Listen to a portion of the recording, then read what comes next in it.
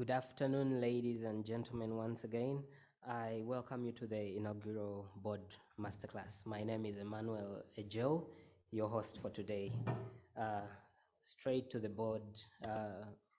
program agenda, we shall start by establishing the rules of engagement, then a brief about the Boardroom Masterclass, then the introduction of the moderator who will lead us through the rest of the session. The ground rules. Please ensure that your microphones are on mute, ensure that your videos are off, and if you have questions, please use the chat box, and then finally, if you have anything that you may want to ask, please, you can raise up your hands. You'll have 30 minutes for the Q&A session. The Board Masterclass. This is an initiative by Japheth Cato Consult, a leading corporate governance firm, and Ligomarc Advocates, a leading legal entity in Uganda. The combined experience of Japheth Cato Consult and Ligomarc Advocates spans board advisory, board evaluations, board secretarial services, and a number of other board niche services. The world has changed a lot in the previous years with accelerated change experienced in 2020, a global pandemic, new technologies, economic shocks, and an increased political polarization, among others. Change is a constant, and more changes to come in the years ahead. A quick return to the old normal seems unlikely, and the Great Reset has exposed companies to fundamental change, and new models of doing business have to be rethought. The Boardroom Masterclass seeks to build better boards by keeping boards up to date with hot boardroom concepts, best practices, and emerging trends. Why the Boardroom Masterclass? This is not a social event, but you will get to network. This is not a class, but you'll get to learn. We do not coach, we do not mentor, but you may find yourself a coach, a mentor, or you may actually coach or mentor others. There are just unlimited opportunities with the Boardroom Masterclass. Our facilitators are experienced practitioners across different industries. They will not just show you what they do well, they will challenge you to build your own insights into what works and why that works. Join me in welcoming our moderator for the day, Ms. Rachel Dumba, the CEO of Stedman Global Consulting, a management and development firm across Africa. Rachel currently sits on the board of Uganda Breweries Limited, Sanlam General Insurance Uganda, and Junior Achievement Uganda boards. She is an ardent Arsenal supporter and loves to play chess and Scrabble. Rachel, you are most welcome. Thank you very much, Emmanuel, and good afternoon, panelists. Good afternoon, everybody, and good afternoon to the 157 people that we have online.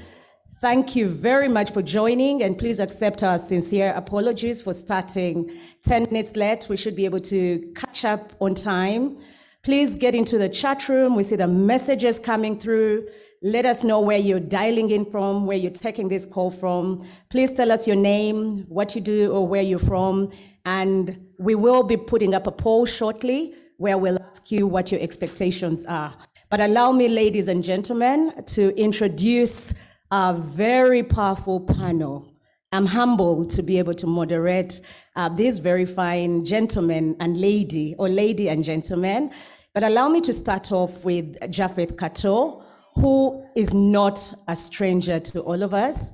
Japheth is the managing partner of Japheth Cato Consult, a leading and consultancy firm in East Africa. Japheth was the first CEO of Uganda Capital Markets Authority from 1998 until 2013. He has a wealth of experience in both the private and public sectors, in accounting, auditing, insolvency. The list is long. I don't want to go on and on. We might spend the night here if I tell you about Japheth. He is currently the board chairman of Stanbic Uganda Holdings Limited and Uganda Breweries, and he is a board member of East African Breweries as well.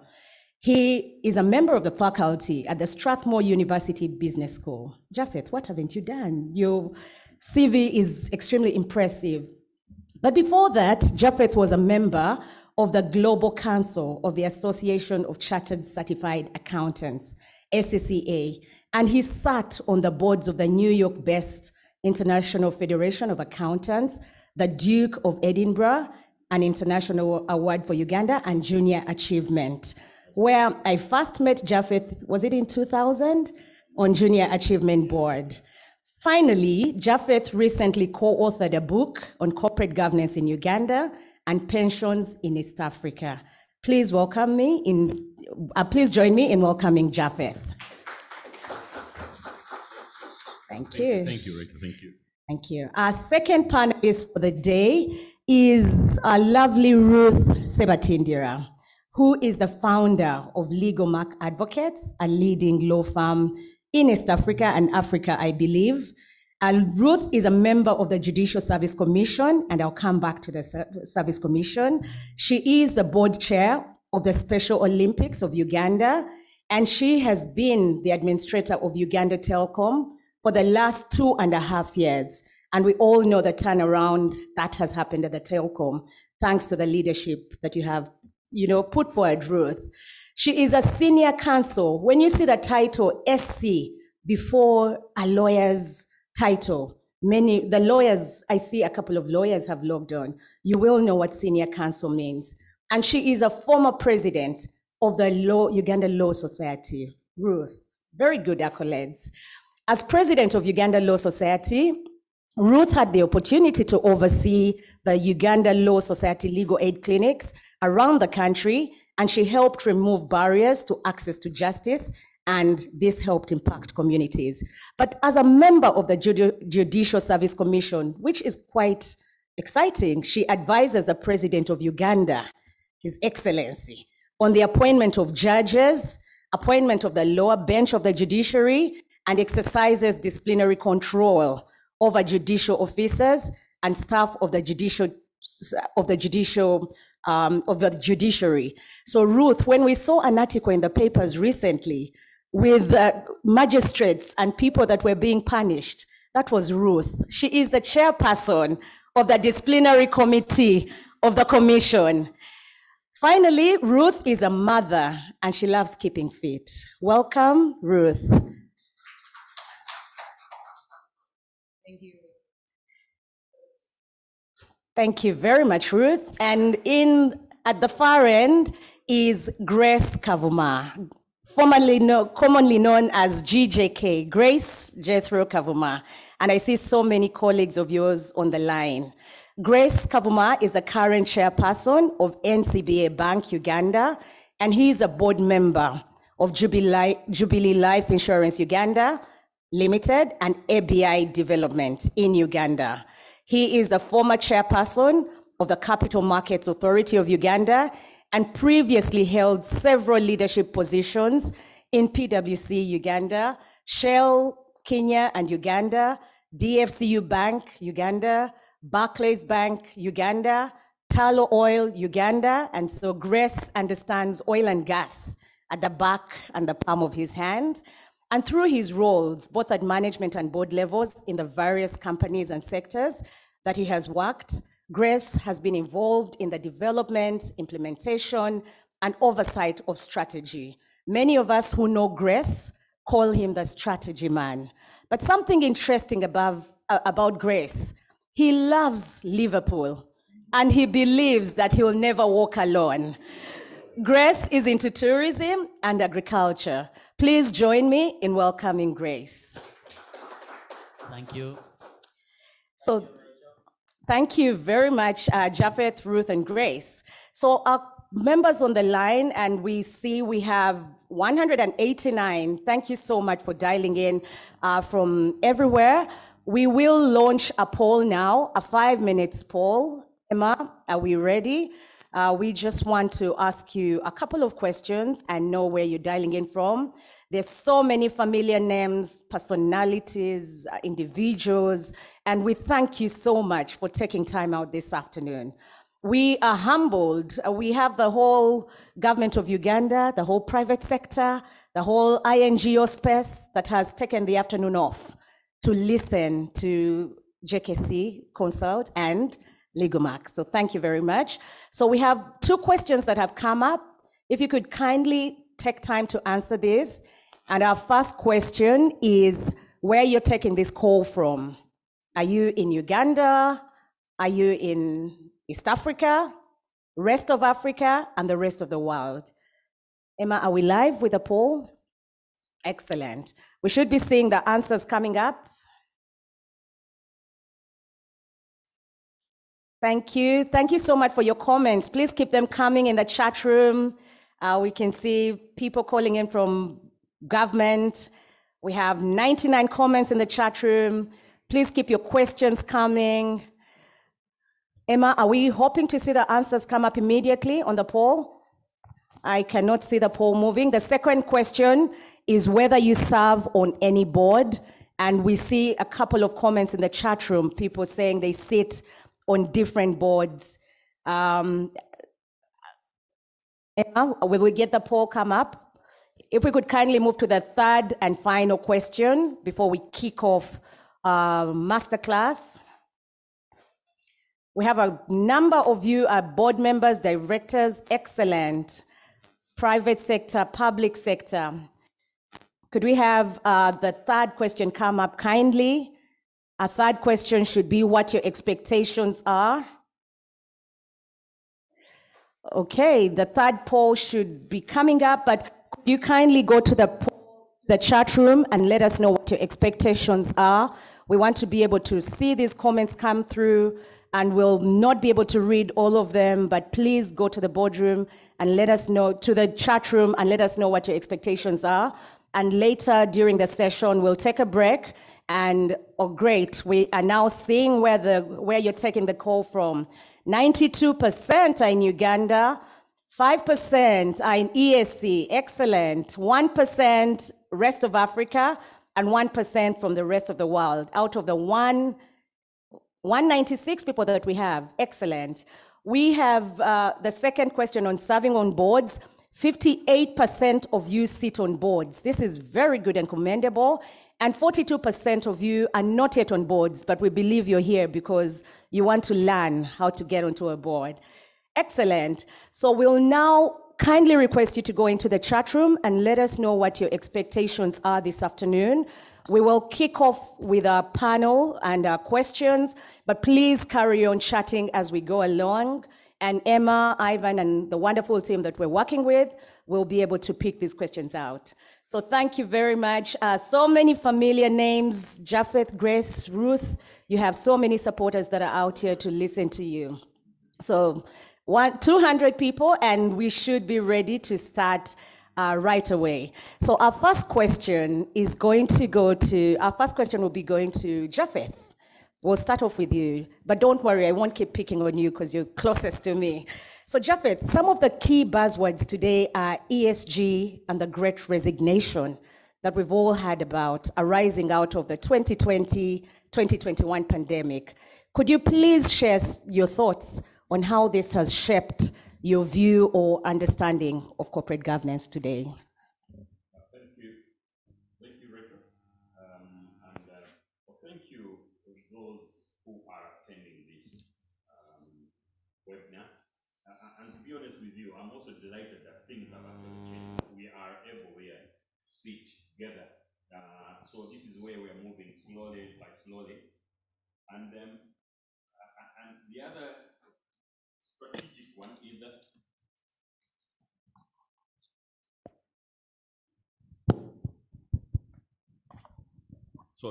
I was saying that I was thanking Rachel, the moderator, for the introduction that he gave me. Sometimes you get embarrassed about your own introduction, you know, when it gets sad, you forget that some of those things you have done, but thank you very much.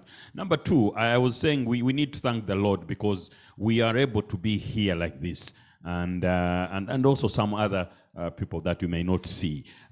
We are hoping that as we move forward, this will continue, but there will be a time when we can all be together with the 200 people in the room. But thank you for the enthusiasm that you have shown. I note from the poll that 48% are not yet board members. Now, the masterclass, when we do the next one, the percentage of those on the board should go up after this one. So the potential is very much there. What has been happening, and you talked about the last 2 years and the pandemic. Of course, it's been a horrible time, and I have always straight away to say that we really feel, and always for people that we have lost, those who have been ill, those who have passed away, colleagues, relatives, parents, and so on. But what has happened during that period, it has been a great opportunity on reflection. So if we talk about ESG, which is the environmental, social, and governance, they have always been there. Even when I do training, part of that I do in corporate governance, I say corporate governance has always been there. Organizations have always been governed. But when I was at university, and so I think of all maybe the 200, none of you was born yet. I left university in 1975. Yeah. Definitely, moderator, you are not there, and none of you was. I had, and I did a Bachelor of Commerce. I did not hear in a lecture anybody talk about corporate governance. And I always ask people, when did you first hear corporate governance? But companies were there. They were being governed. There were boards of directors. There were board committees. There were annual general meetings. There were shareholders meetings. There were less activists than they are now. But it has been there. So then corporate governance had its time. And corporate governance, some of us would not be in this business if Enron had not happened. And these are the failures. So what has happened during the COVID period? There have been a lot of reflection, because when you talk about the environment, the first thing that came was climate change. We have always had the challenge of climate change. They have different dimension now.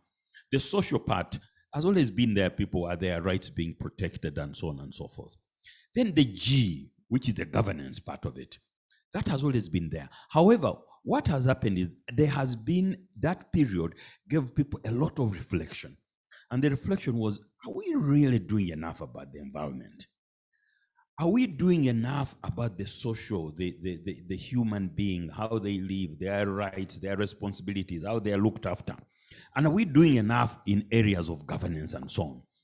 So if 52% of you have been on boards, and we have lawyers here, and we have Ligomarc who do companies. So if you look in your minutes of board meeting that took place some years back, probably the word ESG did not appear there. But there was a reflection that there are things that we need this time to reflect. When people were not spending 3 hours driving to work and they were at home, there was a reflection that, look, we have the challenges of environment. We have the challenges of social and society. We have the challenges of governance.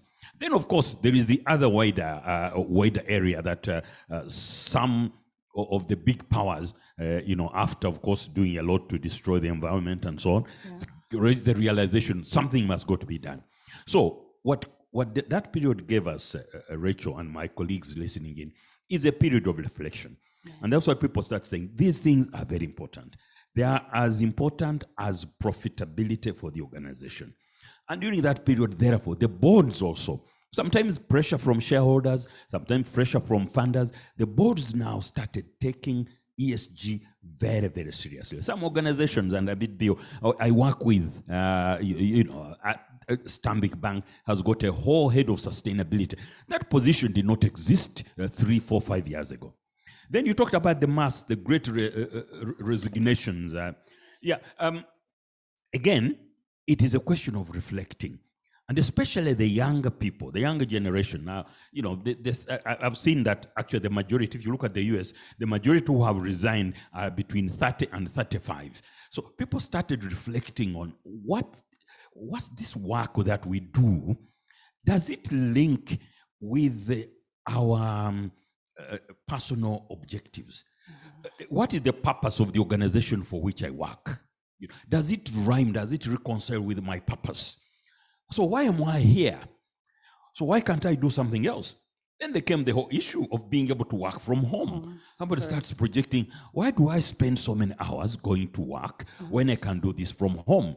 And those organizations found them saying, wait a minute, why do we have to have so many people when some jobs can be done? I read the other day there was an derivatives director of Deutsche Bank. He has never been to Deutsche Bank headquarters for 3 years. Wow. But he works. Wow. So that reflection, therefore, people started saying, is it worth it? Yes. Going to work. But of course, the luxury, most of these statistics in the US, actually, 40% in the US are looking for jobs.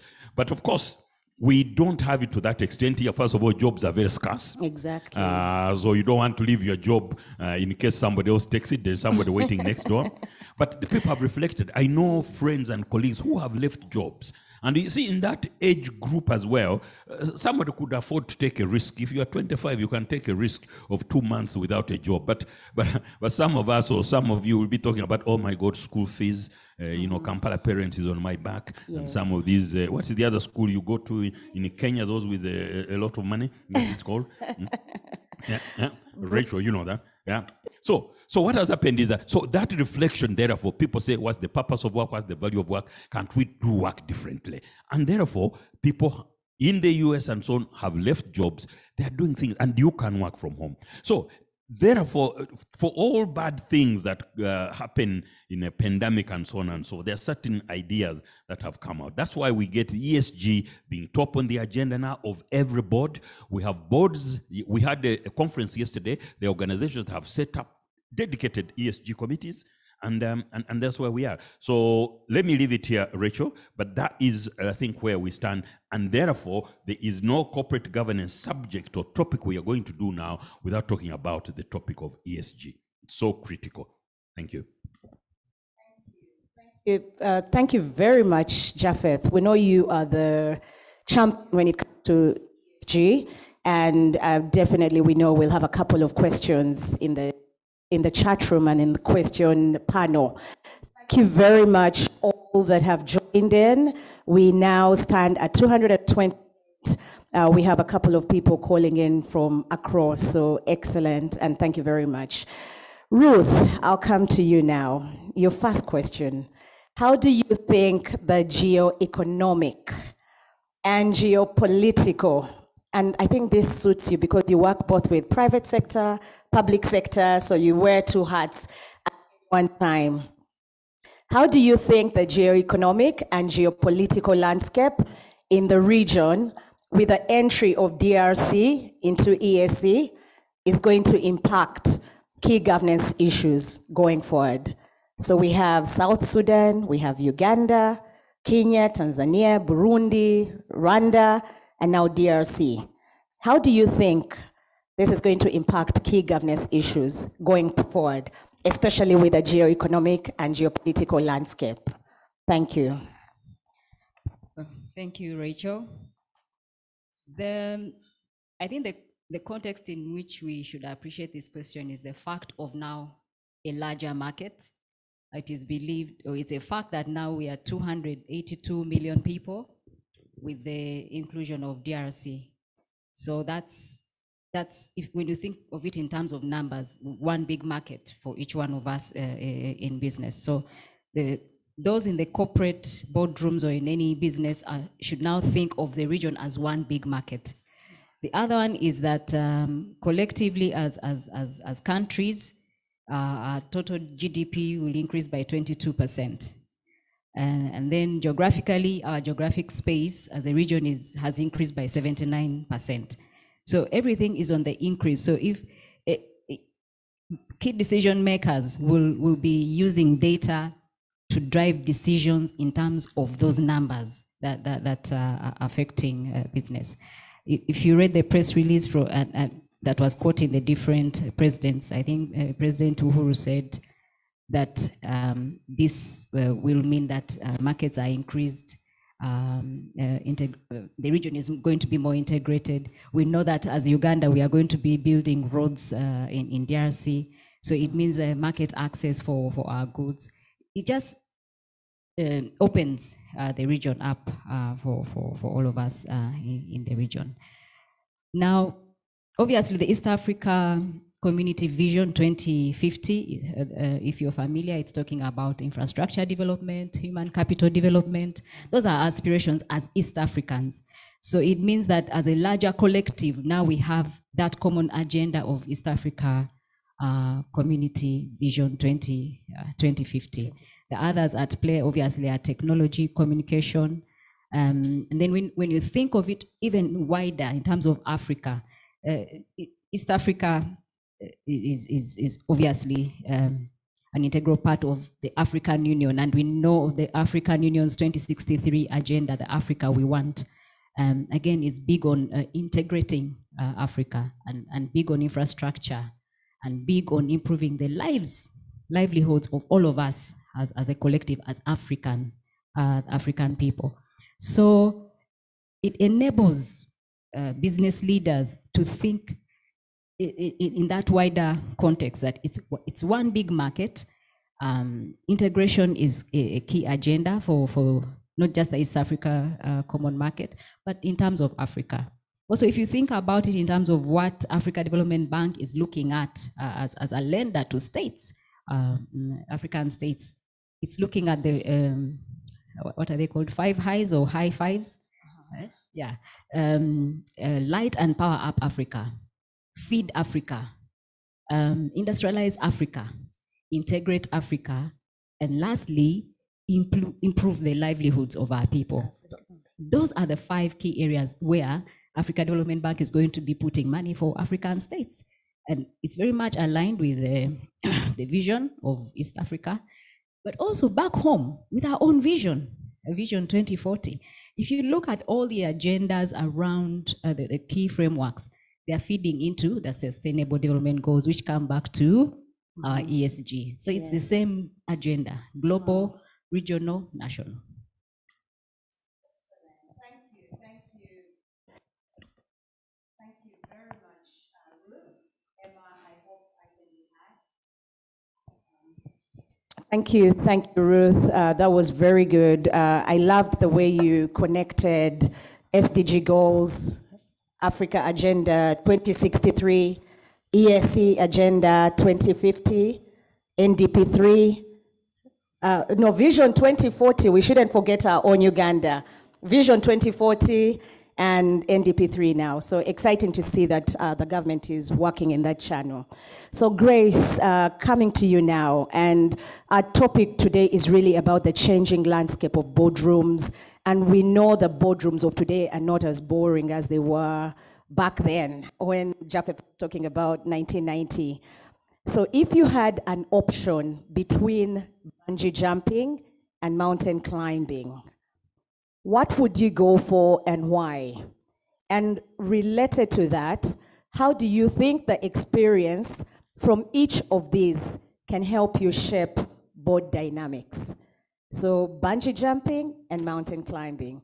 And then bring this to the boardroom. How do you think that experience would help shape board dynamics? Thank you, Grace. Thanks, Rachel. I hope I can be heard. I want to add my small voice to, welcome our participants in the audience and also participants, a very strong force of 200 plus. Thanks for joining the Boardroom Masterclass. A very intriguing question, Rachel. When I think about bungee jumping, what do I think about? I think about a breathtaking exercise, exciting to some, scary to others. But I also believe that for one to be able to bungee jump, they have to have belief in the system that is running the exercise. So you have to have trust, you have to have belief, but you also have to have a robust system. And that brings in the issue of safety. When I think about mountain climbing, I think about a grueling, tough exercise, an exercise that requires a lot of preparation and a lot of planning.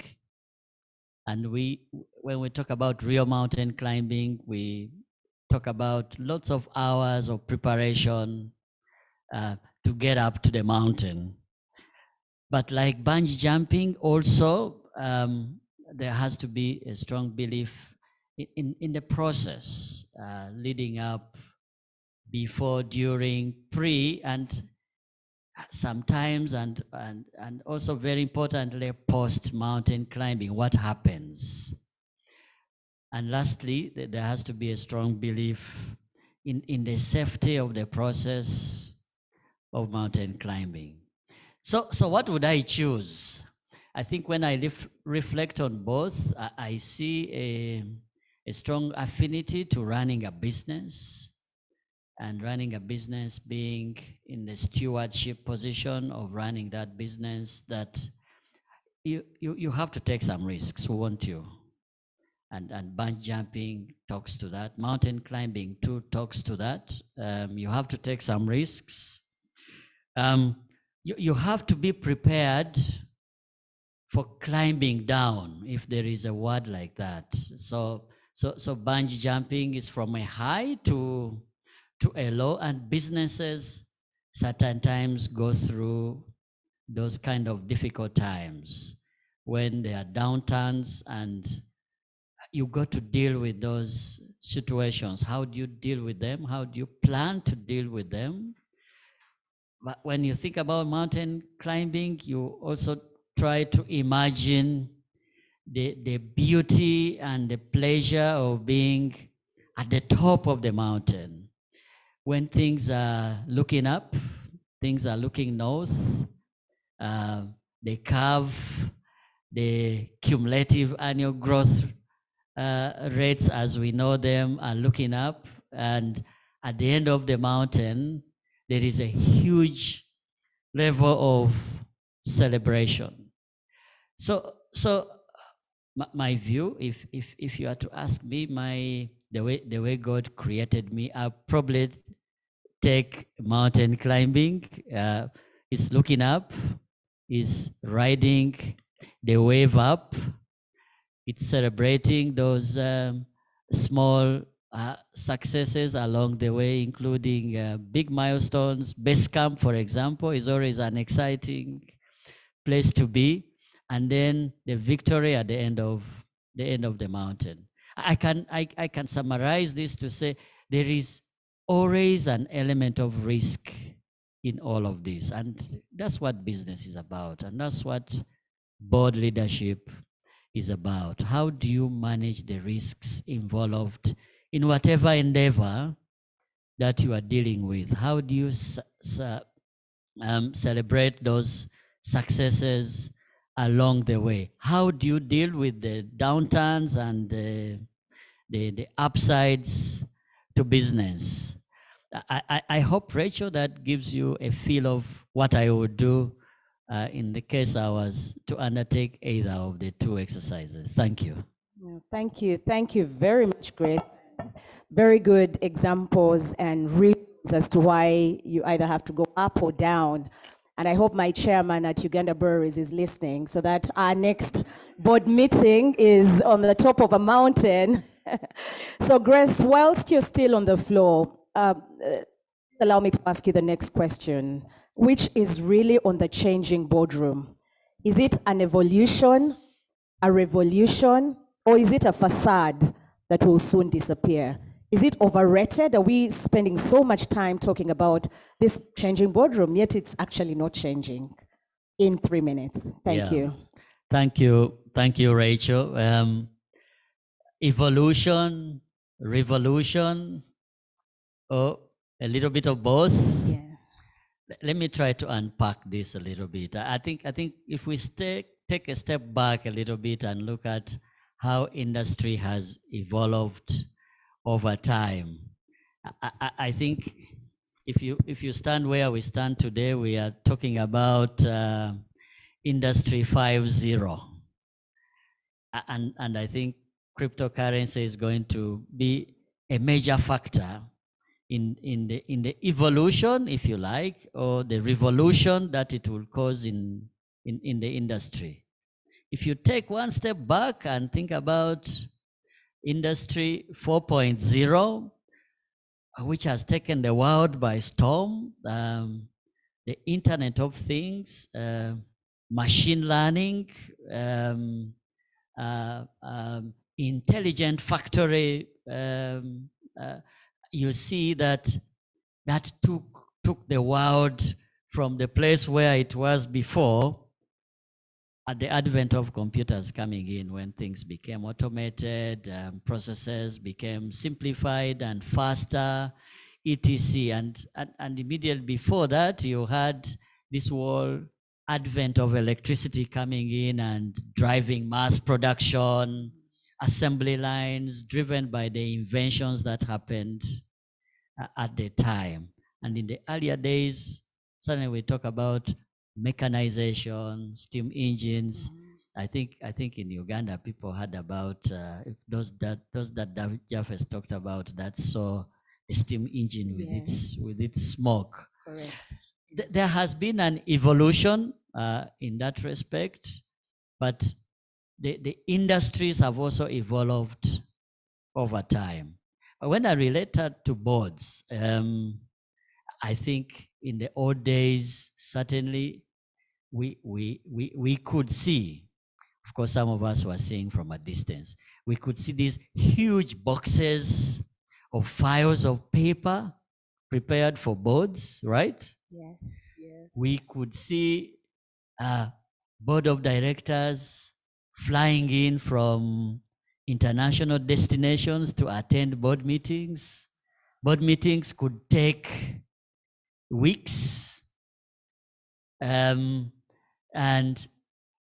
you know, if you think about the evolution that has happened today, instead of box files, what are we dealing with now? People, we have you can easily have all your board papers on. Sorry, those of you who don't use iPhones. Yeah, so on your iPhone, all iPad, Yes. and everything is in there. Yes. We are seeing hybrid boards where people don't have to travel thousands of kilometers just to attend board meetings. We have seen a tremendous shift in terms of board composition, for example. Who are the people sitting in boardrooms today? Are they the old, gray-haired men predominantly? Careful, Japheth is looking at the gray hair. Sorry, but I had to break this. Japheth and Rachel being Arsenal fans, I have to find a way of rubbing this in. Yeah. So we have seen this evolution where the diversity on boards has increased. I was listening attentively to you, Rachel, when you are reading through the profile of Ruth. Yes. And when I think back, I was born certainly in the 70s, but whether ladies had that similar profile, that Ruth today, I don't think so. Yes. And that has changed. When you look at the age profile in boardrooms today, and the kind of business that has to be dealt with today, is quite different. So to answer your question, I see a huge evolution in what has happened over time. But I also see other factors that have shaped the revolution in boards. And if you allow me a minute, for example, we have had cases of huge M&A activity where there has been business consolidations, mergers and acquisitions, and those have created a huge disruption in the way traditionally boards used to behave, because the new players in the businesses have demanded that boards have to change. They have to refocus. I see huge shifts in, for example, SME organizations that are looking to scale up, to embrace the benefits of corporate governance, changing the ways they were making decisions. Like Japheth was saying, even in those many days ago, the decisions used to be made, companies used to be led, and boards used to exist, but the decisions were not informed on the basis of the structures that we are currently seeing. So a small SME that is looking to scale up its operations certainly would look to change its board dynamic quite a bit. And that would call kind of a revolution in that two people who used to sit somewhere in the corner of their house to make a decision, now they need to go in front of people, some of whom are strangers, to seek for permission to make some of the decisions. Even MDAs, ministries, departments, and agencies of government. Things have changed. The level of accountability has changed. Boards have taken on significant level of importance to provide leadership and stewardship of these organizations.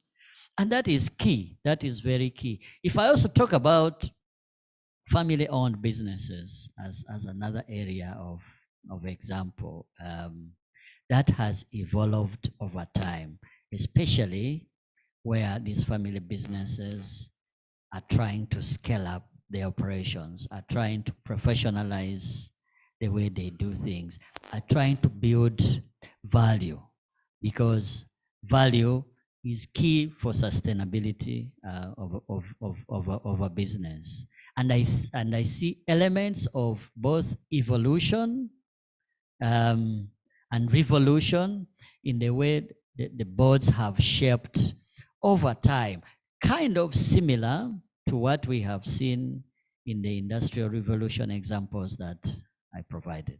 Thank you. Thank you very much, Grace. Thank you, Grace. I hope I can be heard. Thank you. I should be on. Sorry about that. Apologies. Thank you, our guests,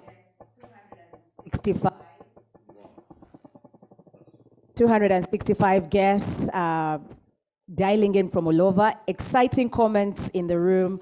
Grace, thank you very much. So based on your submission, it is not a smoke screen. We're going to see this continue to change and evolve over the years to come. So exciting to see what the next boards are going to look like. Very many comments coming in. Please keep typing your comments in the chat room. So many people are asking questions about gender, how to find the right balance. And an interesting comment from Grace Ndiareva. Dr. Grace Ndiareva, I'm trying to read it. People are asking about, I hope I am live. Apologies about that. We're just trying to get our connectivity right and get the comments in the chat room. Emma, could please go through the chat room to ensure that we do not lose any of the questions, since some of the comments are coming in after the question. Some of the questions are coming in after the comments. We do not want to lose any of the comments that we need to talk about. So Ruth, I will now come to you, and guests, please forgive us for some of the challenges we could be having. I attended a webinar and it was hosted by Google Global, and network went off. And the person came back and said, please do not apologize for technology. You don't have any control over it.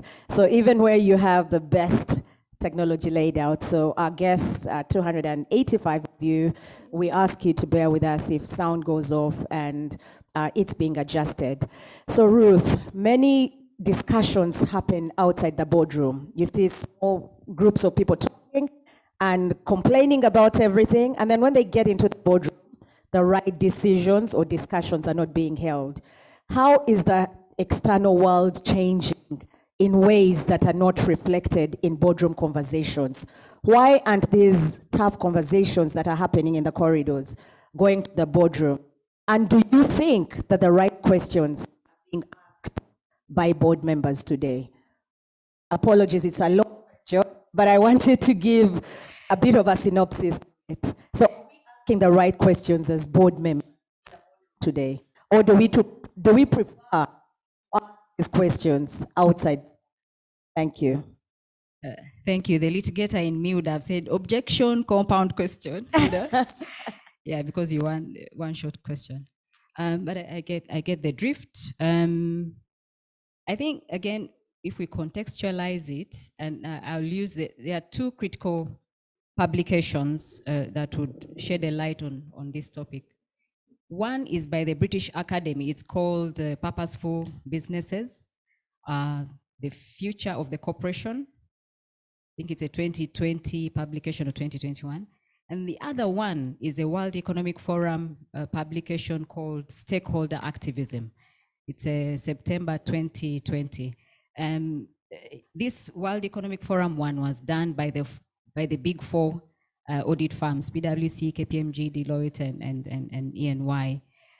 And they were investigating the role of the stakeholder, not shareholder activism, actually, it's stakeholder activism, and how stakeholder activism is now shaping the allocation of capital. Stakeholders, they will come and agitate and say, if you're not a purposeful business, we are not going to invest. And therefore, it's pretty much affecting how capital is moving. So with those two readings, it will become very clear that indeed, and tying in with what also Grace said earlier, that it's not a facade. These conversations are deep and real, because a business that has no purpose, and earlier I think Japheth mentioned it, which cannot articulate its purpose and embed it into its culture and strategy, will not attract good talent, it will not attract capital, it will not attract all the necessary elements of a good business.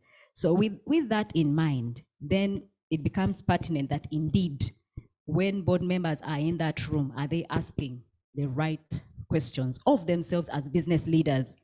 You know, climate change is a big issue. I know in Uganda people think, why are boardrooms now bringing climate change into boardroom? But this is big. This is our planet, and it's one of those four pillars actually that the World Economic Forum, together with the Big Four, have articulated. The planet, without a healthy planet, we as a people cannot thrive. So your air, your water, your land, your life under the water, the fish, the forest, everything.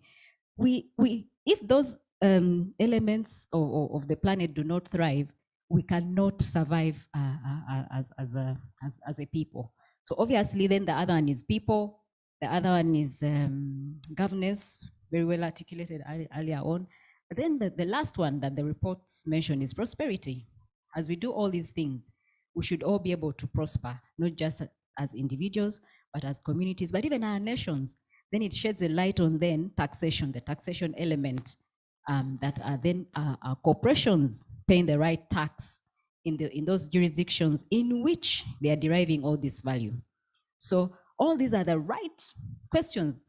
You'll be finding boards that will be wanting to tax plan or to evade. But should they, is that the right conversation? Are they asking themselves the right questions in terms of how then are you preserving your planet?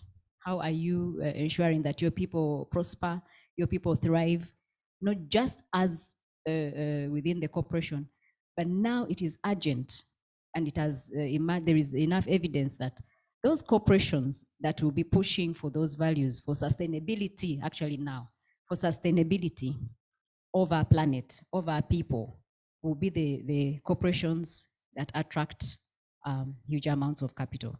So then our boardrooms, the conversations in our boardroom should be asking, should be querying, our strategies or our cultures purposeful, such that then we feed into the wider sustainability agenda.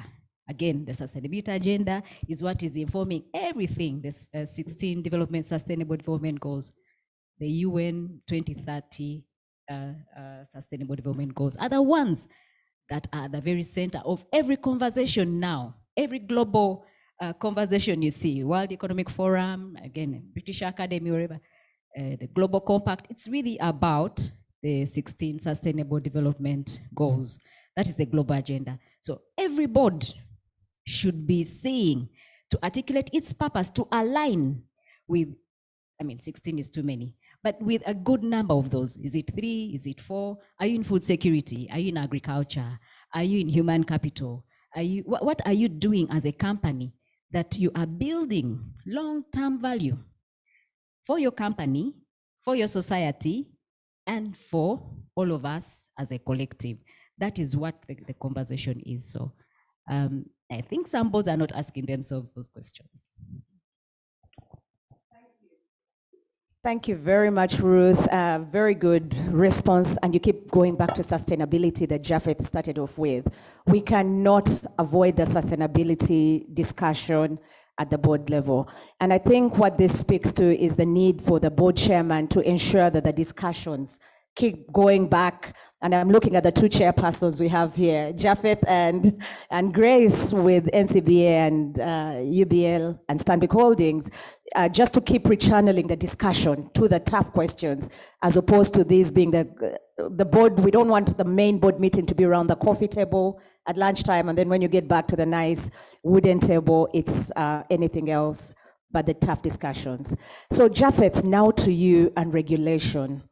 How do you think dynamics such as regulation influence changes in the boardroom? And what are some of the initiatives that can be put in place to ensure that all boards are always ahead of the curve when it comes to regulation, which is every board's nightmare at times? Thank you.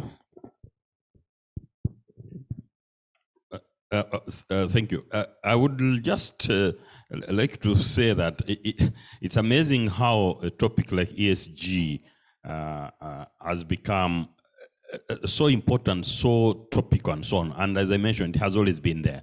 Because all of us here who have been talking here have in some way or the other referred to ESG. It was there, but sometimes it had a different name. You know, what there used to be, we used to have something corporate social responsibility. We have always done activities, people have always planted trees. Now, they were not able to plot them on the Millennium Development Goals or on the ESG, but those activities are there. But the other thing, when Grace talked about climbing the mountain, I think what has been happening in the boards and in organization is mountain climbing requires resilience.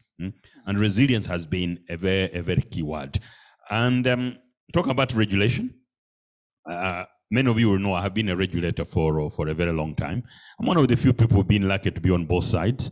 I was a regulator and I'm now regulated. And if you asked me which side I would rather be on, I will tell you after the break, as they say. But what is been happening, again related to ESG, is and the regulation. It's actually the development of different products on the capital market that are relating to ESG. We've seen the green bonds. The other day in Dar es Salaam Stock Exchange did a gender bond. Yes. Now gender meets the S, is in the S. Green is meeting the E. So you're getting the market reacting. But what is happening is very, very important. Straight away, I've been a regulator for many years and I'm now regulated. The intention is not for the regulator to be ahead of the market. The intention, good regulation, is the market and the regulator agreeing on where do we want to be, where are the common objectives, and then letting the market actually lead. Because the market has got the resources, they're doing the innovation and so on. So when you see a product coming, say it's a green bond or a reinvestment trust or something, the market, the private sector has actually done a lot of investment, a lot of work to develop the market. So the regulator comes in. And then there are other products that will be on the market, and the regulator is chasing, is running. Cryptocurrency is one of the big ones where people are doing it and so on. So we are trying to find out how do we regulate it. But in this, the reporting. Now, I've said ESG has been there. People are doing it. They've always done it. Organizations are doing it. Organizations are spending money on the budget, on environmental things, on governance, on social. But what is happening now is we are going to get regulations on how do we report. So the regulator is going to say, you are doing a good job doing this and this. We see your report. It's something called greenwashing. You are saying you are doing all these great things, but now we want to standardize the way you report. And therefore, whether you are using the global standards or whether the International Sustainability Reporting Standards Board is going to put standards, like you talk about IFRS, your standards, and the trust auditors and accountants, they've already jumped on the bandwagon. They're going to be able to give an opinion. Therefore, you may find that this is happening now, but the regulator is coming in. And the important thing is that dialogue that goes on between the regulator and the market insofar as products or systems are concerned. And it follows. You can't stop people innovating, but you got to make sure our investors protected, our depositors protected, the society protected. But something very exciting, talk about regulation. Again, we can never have a discussion without talking about COVID. So let me talk about annual general meeting, virtual annual general meetings. Now, very smart board members have always been around. Many of them sat down under the advice of lawyers and said, you know what? We have board members who live abroad. They can't always come to meeting. So can't we have in our memorandum and articles a provision for board meetings being virtual? You don't have to be there. Oh, very smart, and everybody board evaluation, they have great ideas. None of those smart guys ever thought that, how about the annual general meeting? So what happens? During the COVID period, everything is locked down. We need to have an annual general meeting, or companies need to have an annual general meeting. And I may spend a bit of and the memorandum that ask of associations, you can amend the memorandum of that cause association, but you need an annual general meeting to approve them. But then you can't call an annual general meeting because people are not allowed to meet and so on.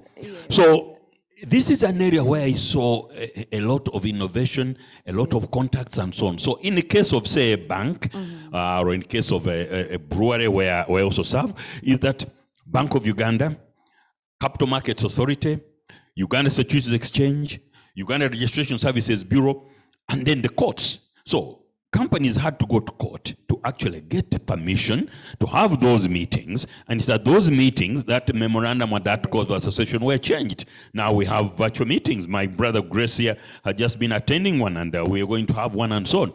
But what is very interesting is that is not something that the regulator could have, nobody anticipated it, like nobody anticipated COVID, maybe Bill Gates, I don't know. But so that is happening. That's where you saw regulation and the market working together, but one not being ahead of the other. The other one is a challenge we have now in the banking sector, the issue of dividends. Now, so this is where regulation comes in now. You cannot pay the dividend unless you get the approval from the central bank. And the central bank is saying, we don't want you to pay the dividend, then you collapse the following day and so on. So that is the type of engagement that goes on and so on. So what has happened is we have seen during this period that actually the market will develop things. There are things that we did not know. And then what happens is you engage with the regulator, and good regulation, then you get the rules in place. So no regulator should try to say you be ahead, because that's not your job. Your job is to regulate. Let the others create the products. So that's what has been happening. And it's very, very exciting, and it's dynamic. And there are many other things we do not know that are going to come, and then we have to handle them. So that is where we are on that. Interesting and very good response, Japheth. But before you put your microphone down, because there's a second spanner to the regulation space, where do you draw the line between regulation and political direction? Where the head of state directs and then the regulation, which comes before the other? without being politically incorrect. No, I don't know whether that is. Are we still in corporate governance? Yeah. Yeah. Regulation. Yeah. We're governance and regulation. Yes. Now, where does it?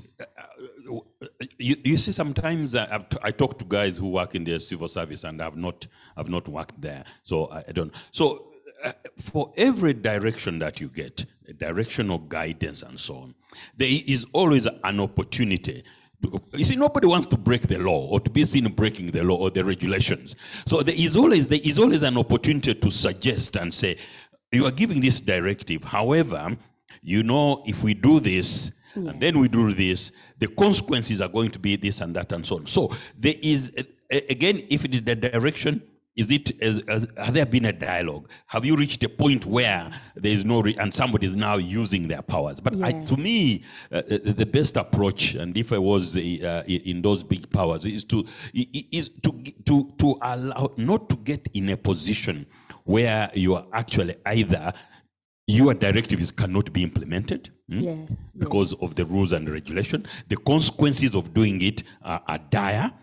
So you are trying to achieve an objective for the well-being of the people, but the consequences of your decision are dire. So I think we need to find a way of managing that. But I can say that it is very, very important to at the end of the day, you have to document that this is the advice. Yes. And this is what has been said, and there are certain directions. If they come, I understand you've got to do them, but you've got to do the evidence. And as a board, you must sit down and thoroughly, discuss and put on record, and then make your position very, very clear. Because you see, that is the independence that we look for in the board. Excellent. Thank you. Somebody asked that question, Japheth, in the chat room, so I hope our guest has been answered because they're from an MDA. Thank you very much. We have more guests posting their comments in the chat room. I see Hajat Sebiala is probably one of the most active Ugandans on Zoom, and Hajat would like to applaud you for that. She says, I prefer Zoom setup to webinar where we are able to network. And she says from Hajat Sebiala, AKA Hajat Green. So she's already ahead of the ESG agenda, and there's so many CEOs and MDs, directors, individuals, and others on the call. So we thank you all. My next question goes to the three of you, and I'll start with Ruth this time. And it's really around VUCA. Many of us are VUCA fatigued. When you go everywhere, the first slide you see is volatility, ambiguity, uncertainty, complexity, and ambiguity. Could you share with us in 2 minutes any unique experiences from the boards that you sit on or organizations that you've led that are a demonstration of your response to the VUCA environment today? Thank you. I think the biggest VUCA environment we've experienced is COVID-19. Yes. I think it can't get better or worse, whichever lens you're using. But I think the three things that are fundamental to VUCA is volatility, uncertainty, complexity, and ambiguity. That is for the 42% maybe that don't sit on boards. For the 58%, they already know. So as I was saying, that if you appreciate that so far, COVID-19 could be the biggest VUCA environment we've experienced. I mean, we had a global lockdown, meaning global or zero global economic activity. No one ever envisaged that the entire world will close in a way. So I think that to me accounts for the biggest VUCA environment we've ever experienced. So I think generally boards had three areas to interrogate. What is your risk mapping? What is your crisis management? And what's your business resilience? Those would be the three areas that then the boards were faced with when it came to COVID-19 specifically, because then all of us are able to relate to whether a small business or big corporation or an insolvent business like the one I'm running. At that point in time, in fact, in the case of Uganda Telecom, I said, okay, now you're already insolvent. Then COVID comes. It can't get. It's such a contradiction of a contradiction. Yeah. So, but even us in our insolvent state, yeah, still, you must have a risk mapping. Already you're in a sorry state, but what is your risk mapping? What risk technologies are you using? Or risk mitigation technologies in your organization? And then crisis management. I think the many boards had never tested many of their firefighting policies, so to speak. And maybe boards don't have the habit of creating scenarios that what if scenarios. I'm not familiar with any board culture where you start painting scenarios, but I think now boards have started that. This year I've sat in a board where actually now we played out scenarios, which we didn't have before pre-COVID. Then business resilience has become a matter of urgency, that when the next scenario comes, everyone believes maybe COVID has been the highest, maybe the worst is behind us. But now the conversations in the board are that what is our level of preparedness for the worst thing that could come next. In many countries, in some countries now, of course, Russia, Ukraine is another VUCA environment. Level of preparedness. If you're in food security as a competitor, are you ready? Because remember that also COVID presented some opportunities. Remember, VUCA also can creates both risks and opportunities. So if you're in the airline industry, hotel, obviously then where there was zero business, then that was different. But big technology firms made lots of money. Food farms made lots of money. So VUCA presents both opportunities and risks. But then the boards should always be then upping their level of preparedness for any VUCA environment. I think then critical to that would be the relationship between boards and management. For me, what came out clearly on one of the boards that I serve, I saw a lot of trust and cohesion between the board and management. It was incredible. And yet in other settings, you see a lot of tension. Whenever board is sitting, management is not breathing. But somehow, maybe COVID had a certain way of just bringing a high level of cohesion, that we are in this together. And our first priority is safety of employees. In a particular board where I sat, I liked it.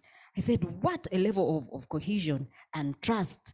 And the board trusted the management, and management was running with the show. So a lot of good things also were able to manifest themselves out of COVID.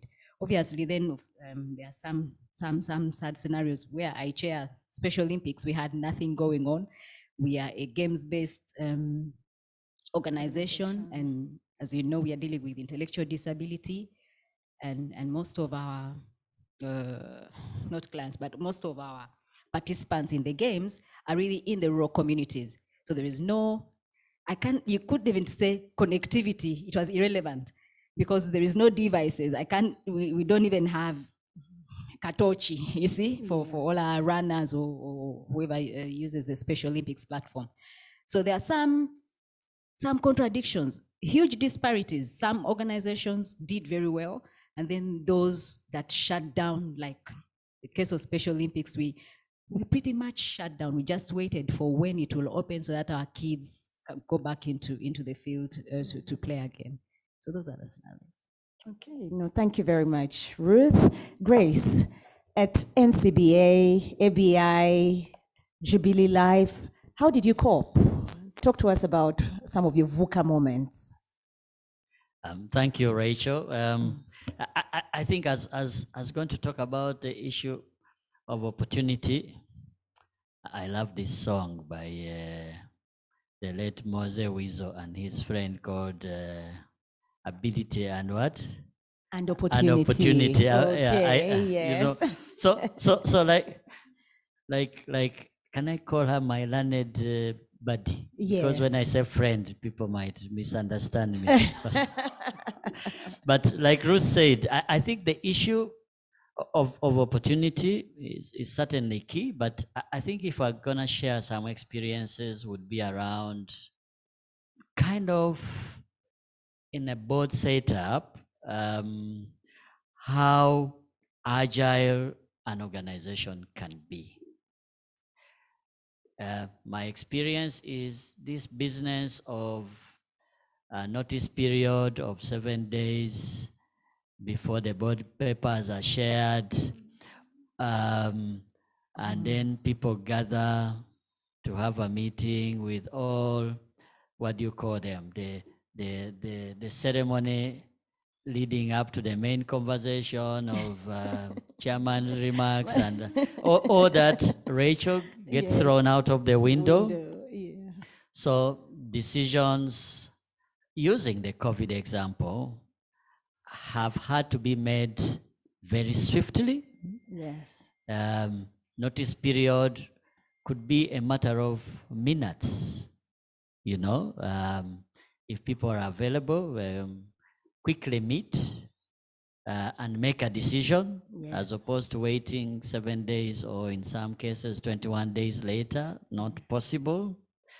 The speed, the pace of a decision that was made 2 weeks ago might probably not be applicable later, especially where matters of lives, because in some cases you're dealing with lives, especially during the Delta days, which were very, very deadly days. You have to make a quick decision what to do, whether you get the entire organization, especially in organizations where we have many touch points with members of the public. You have to make a quick decision very rapidly, whether you close the facility and how you serve. Yeah, so decision making tended to change. The mode of decision making, where you make it, you know, where did you meet?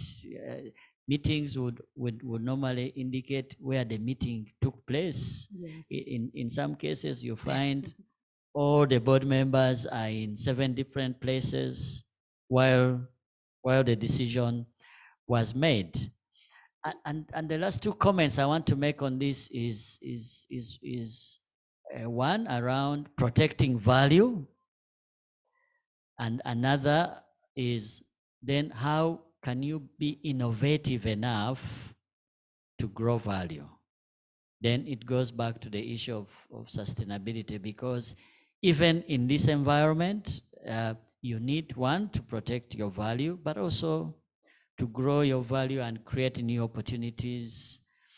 And in my view, a VUCA environment in a dynamic world is probably going to be the only constant. Life is going to be volatile. Things are not going to be in a straight line. They're going to be ambiguous. Business models are going to continue to be complicated or complex. And you are not just going to run a bank, for example, and get deposits and give out loans. It's going to be a lot more complicated, including a myriad of service providers and partnerships in the process. So yeah, the boardroom, certainly the experience as that it probably will never be the same, as fundamentally changed in terms of shape and mode and speed of running board business. Thank you. Interesting. Thank you very much, Grace and Japheth. Finally, to you. VUCA, is it good? Is it bad? Your demonstration? Where we started learning new things, I think. I keep talking about these words that did not exist. Don't say this guy did not learn or go to university. But these words, this word called agility. I mean, you could not pass anywhere during the COVID period without somebody saying agility, be agile. The other one which you were talking about stakeholders. Yes. Let me tell you again, like corporate governance, I did not know about something called stakeholders. I mean, I was doing my accounting and doing my balance sheets and P&L. I had shareholders. Yeah, but there came a group called stakeholders. They have not bought shares. They don't have a risk. But I can tell you, if you ignore them, the shareholders will not get what they're entitled to. But to be quick on this, I think my colleagues here have eloquently covered these matters. Something that I realized also in the boardroom was these strategic plans of yours, which you spend weekends. Some people go to Naivasha and so on to do strategic plans, right? Others go to Dubai, you know, a national park, or they couldn't go during COVID, but that's where they go.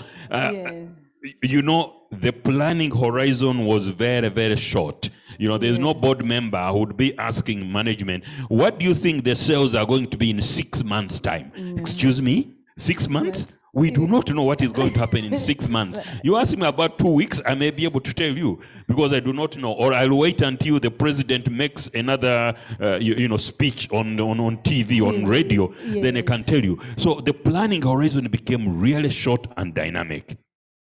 The other one that I cannot miss is people. You know, organizations, we always say people are our biggest asset. People, we are a pro people and so on. The COVID period, that volatile period, tested organizations as far as people are concerned. And those organizations that did not focus on their people did not actually succeed. But to be honest, and then, Rachel, you've dealt with people issues. I tell people that when I went to university, they were called personnel officers. Now they are people and culture. So you had to deal with people. But the other definition which came, who is the people? Who is your employee?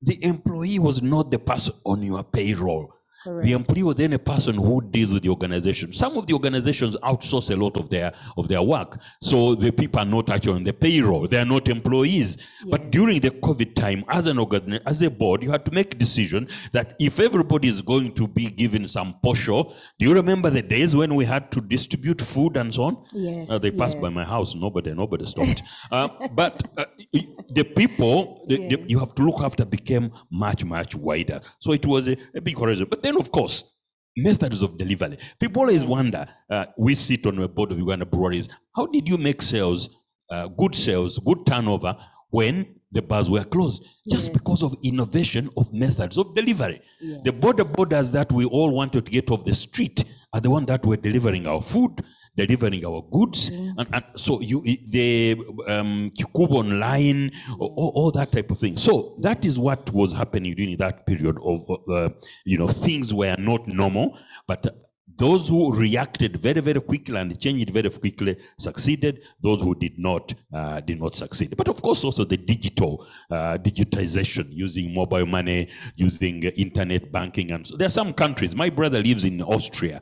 During the COVID period, they were not handling cash at all, Wow. So, so maybe we are going back now a bit, but backsliding a bit, but that is what happened during that period. I'll stop it here, but that is really the volatile environment and uncertainty. That's how organization did cope. You had to think very fast. The board, as I said, did not have to say what is the notice period, where are we going to meet, when is the approvals, and so on. And we used the technology and so on to deal with these matters. Thank you.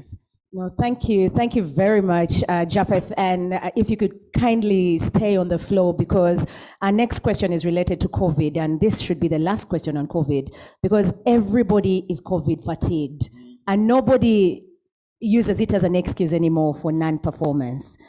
To an extent that there was a message going around last week about a new variant that's supposed to start, and everybody says it's okay, let it come, we will continue working. So what, in your view, are some of the positive changes brought about by the pandemic leading to board effectiveness? So we're looking at the positivity with relation to board effectiveness. Thank you, Japheth. Well, we can't run away from COVID, but there's one thing that we're discussing here, and I think it was Grace. COVID brought all of us the same level. It leveled the playing field. As somebody says, even if you had the money, you could not fly to go and get treatment. So you had to be local. And therefore, I think if there was an opportunity to improve that was a great opportunity. But what has happened is, I mean, things that have really changed. The board meetings will never be the same. The quarterly board meetings is something that will disappear. There will be more regular meetings, maybe online, the virtual meetings and so on. Of course, it is very, very important that we also see people, because remember, we cannot always just board members. Is more than making decision. There's also the people, the dynamic element. So what you are going to see, you are likely going to see a hybrid of meetings, where some board meetings are all virtual, but then there are opportunities for people to meet face to face. Otherwise, that would be a big problem. But also, as I said, there's been a question of the focus I talked about on people, and then the digital agenda. Very, very, very, very critical. This period gave us that, we do not need to do some things physically because we realize the risk of being physical and so on. So I think those are some of the key elements that we are likely to stay with as a result of COVID and the period we went through. So virtual meetings, working from home, it is going to be a permanent feature in organization that some people will be working from home. Maybe they come to the office once a week or twice a week, but most of the work will be done from home. Of course, those who are investing in real estate, in offices and so on, will have to think of how you deal with that. We change things to different things. Then people also changed things. I mean, people were dynamic. They changed. The school becomes something else. Aeroplanes where I did not know.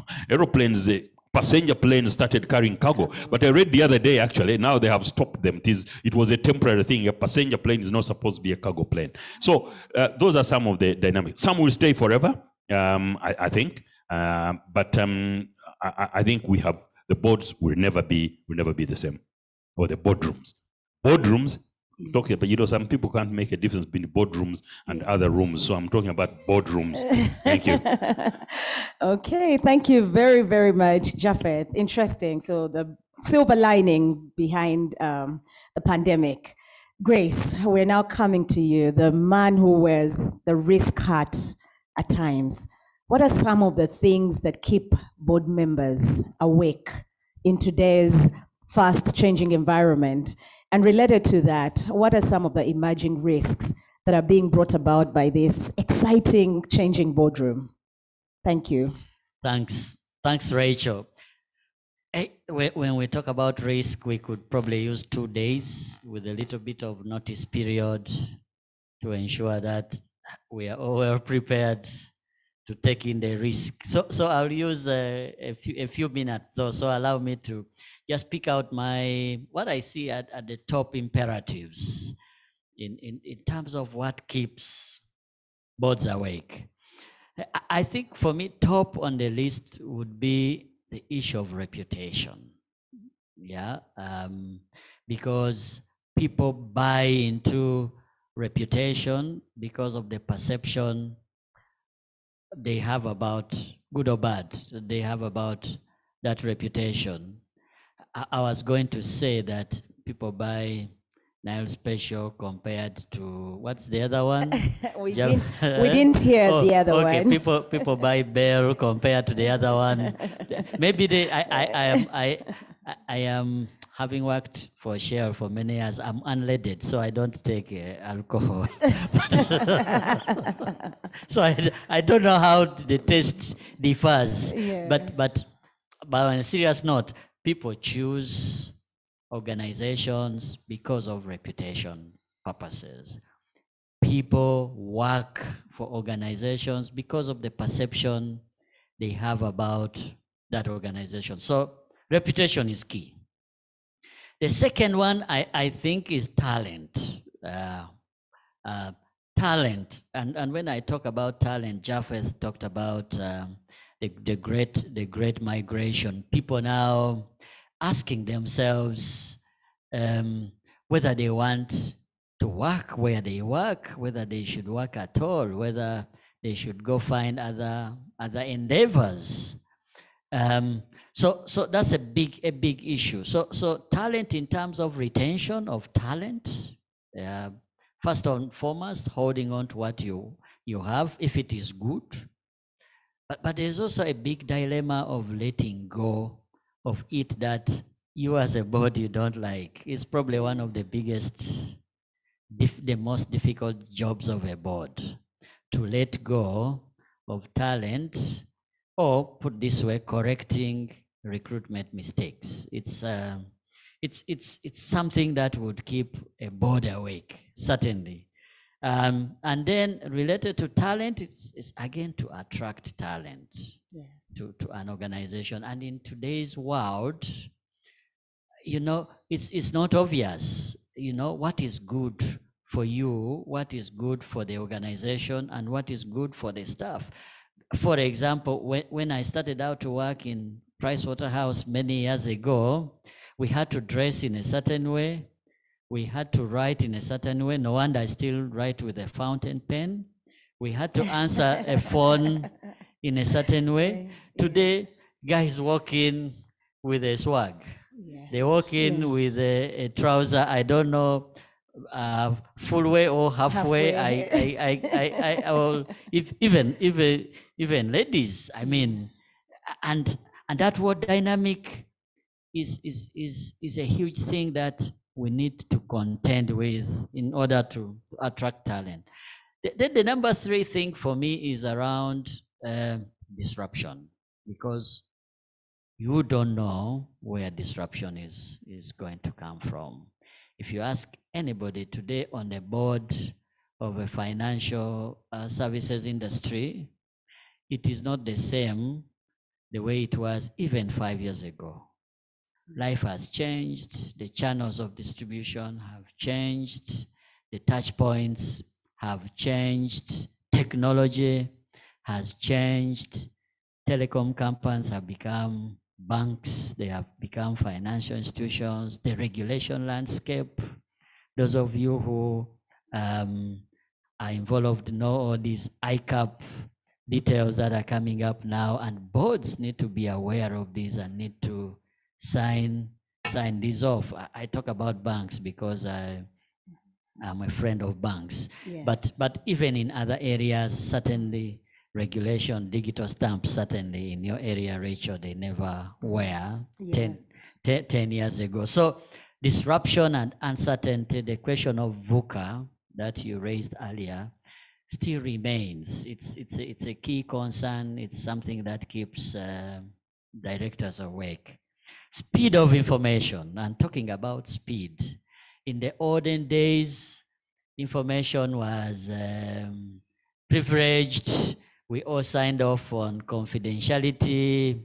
Board papers were circulated. Some were even withdrawn so that information doesn't go out. And people were saying, this remains inside this room. How many times, let me say this quietly, how many times have we seen, and I'm saying this in my local language, how many times have we seen a cabinet appointment coming up in social media before it is announced? All the time. Yeah. So the speed, the advent of technology, the advent of social media, the advent of circulation, before you know it, you thought you were 9 people in the boardroom, the whole town knows. Correct. Your board papers are literally, the letter appointing the CEO is actually on the street. Before Japheth calls the press conference to announce the new chief executive, for us in Rotary, the Rotary fraternity, everybody knows. Yes. And whatever Japheth says afterwards is history, So the speed of information and its circulation, good or bad, is a big challenge. Then we talked about the issue of regulation and the implications of regulation and compliance. It's a key license to operate issue, and that keeps every board awake, everybody concerned, everybody ensuring that we do the right thing that is expected of the institution. And lastly, it has been echoed so many times, is how do we win? Because everybody is looking to win. Yes. And putting on my strategy hat, how do you win in the short term? Because in the short term, we are driving and chasing the CAGs. Yeah? The cumulative annual growth rate curve on an annual basis, sometimes on a quarter by quarter basis. But how do you win in the short term, but also sustainably in the long term? There are key questions, and I think any board would be well served to ask and get answers to some of those questions on a continuous basis. Thank you. Thank you. Thank you very much, Grace. And you've answered Mr. Charles Naliali's question, because he asked, an interesting debate has been raging on between him, Harriet Musoke, Peter, I think Ahiji, and others, because Charles says, how do boards ensure confidentiality of issues discussed in closed sessions, whereby management is kept out of such engagements, especially where minutes of such sessions are not taken? And you've answered it spot on, because you have no control at all whatsoever. Social media does it for you. So thank you, Charles. I hope you're happy with the response from Grace. And as I turn to Ruth now, because Grace, you did... But before we yes, Japheth.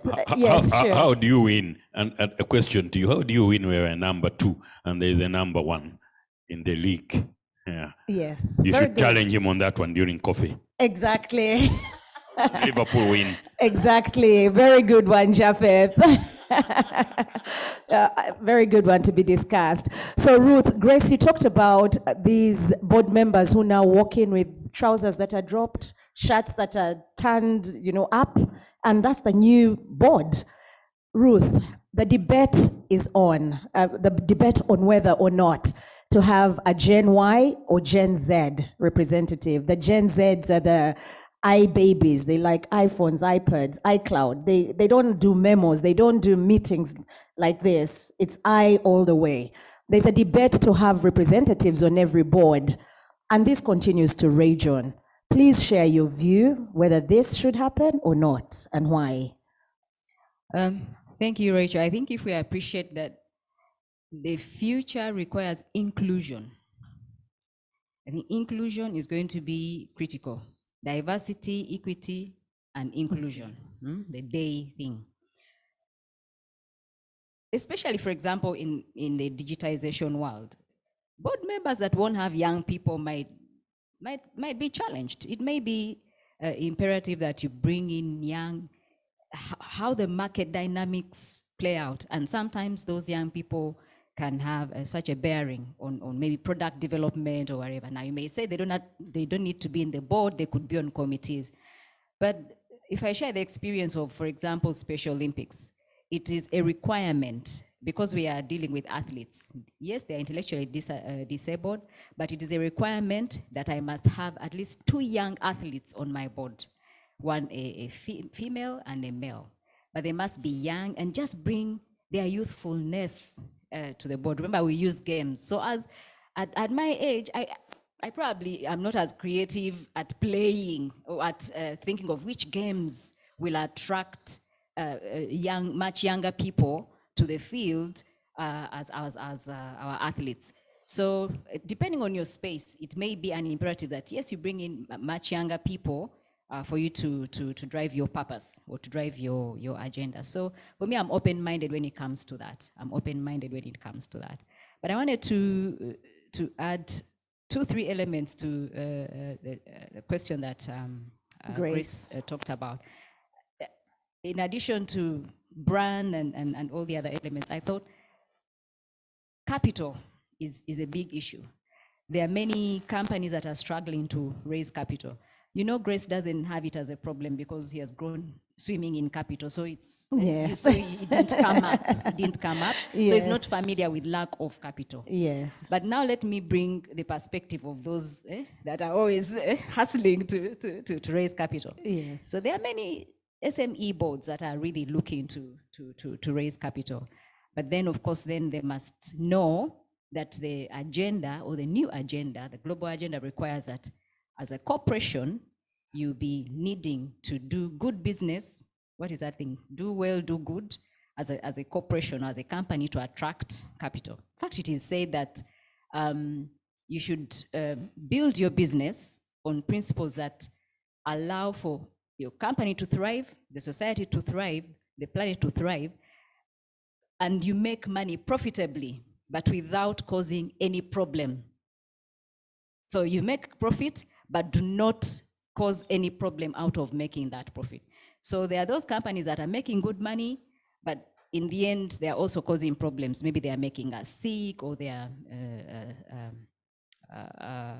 disposing waste into the rivers and all that. So you have to have that check that as you're profitable, you're not compounding any of our problems as a people or on the planet. So capital, yes. And then the other one is data analytics. Where the boards are heading, you're going to, and that's why then maybe young people should come into your boards, because if you don't have your data in place, how are you going to inform your decisions? What are your numbers? What are your metrics? Who is monitoring your numbers? So I think for me, data analytics is a big issue. And then the third one is intangible assets. The future of many of these young companies or growing companies, they don't have plant equipment. You see those, yeah? In those financials, plant equipment, what? Yes. This, Yes. heavy things. These guys are looking at patents, intellectual property. Yes. So you see the difference in new companies and in new boards. So for me, those are the three other differentiating, or three other things that boards will be thinking about. Yes. Interesting. Thank you, Ruth. And very good comments on the Gen Y, Gen Z debate. And I didn't ask Japheth or Grace to answer that question. But I believe we're all in the same generation. Yes, but a client recently engaged us, and we had to speak to the population, which was 78% Gen Y and Gen Z, which represents the population of Uganda under 25. And the challenge was that the young people were telling the client, we're tired of your memos, we're tired of your Monday meetings physical, we're tired of, they had a long list of we're tired. We want you to approach us virtually, and it is an interesting debate that you talked about, Japheth. But please allow me to go to the chat room now, the questions. We have very many questions that have come through. Yes, Japheth. You didn't ask me on those Y and Z and X and W. Yeah, and baby boomers. But one thing is very clear. You are not going to join the board because you are a Y or a Z. Yes. You must demonstrate the value and the skill that you are going to bring on the board. So it's not an entitlement that I'm young, therefore be on the board. But it is very important they're going to get. But the other thing is there are other opportunities that we need to create for these people without necessarily going on the board. You know, there are some organizations that have junior boards, correct, junior exco. But the other thing, and we've done it a lot, is the reverse mentoring. We must use these young people, their skills and so on, to mentor us who are the elder ones. So there are great opportunities that we should use them, but they should get on the boards. That's not a right. You must have the skills, you must demonstrate, but also there are other opportunities we should create for them to start the process of decision making and so on. Thank you. So this is from, am I W or B or C? Baby boomer, yes. But Japheth, whilst you're still on the floor, there's a specific question to you from Josephine MM, and she says, Chief, Japheth is known as Chief at times in some groups. So she says, Chief, kindly throw more light on board member liability aspects as per the new law. Josephine. As per the new law, I may have to ask what the law is. The learned friend. Josephine MM. Yeah, Chief, yes, it is now Chief with a small c. When I was a Chief Executive, it was a capital C. Now it is the small c. Board liability, all I know is that each board should make sure that they are actually taking out insurance to cover some of the liabilities that the board members will be subject to because of the decision they make and so on. So I'm not very sure what the new law is all about, that Josephine M.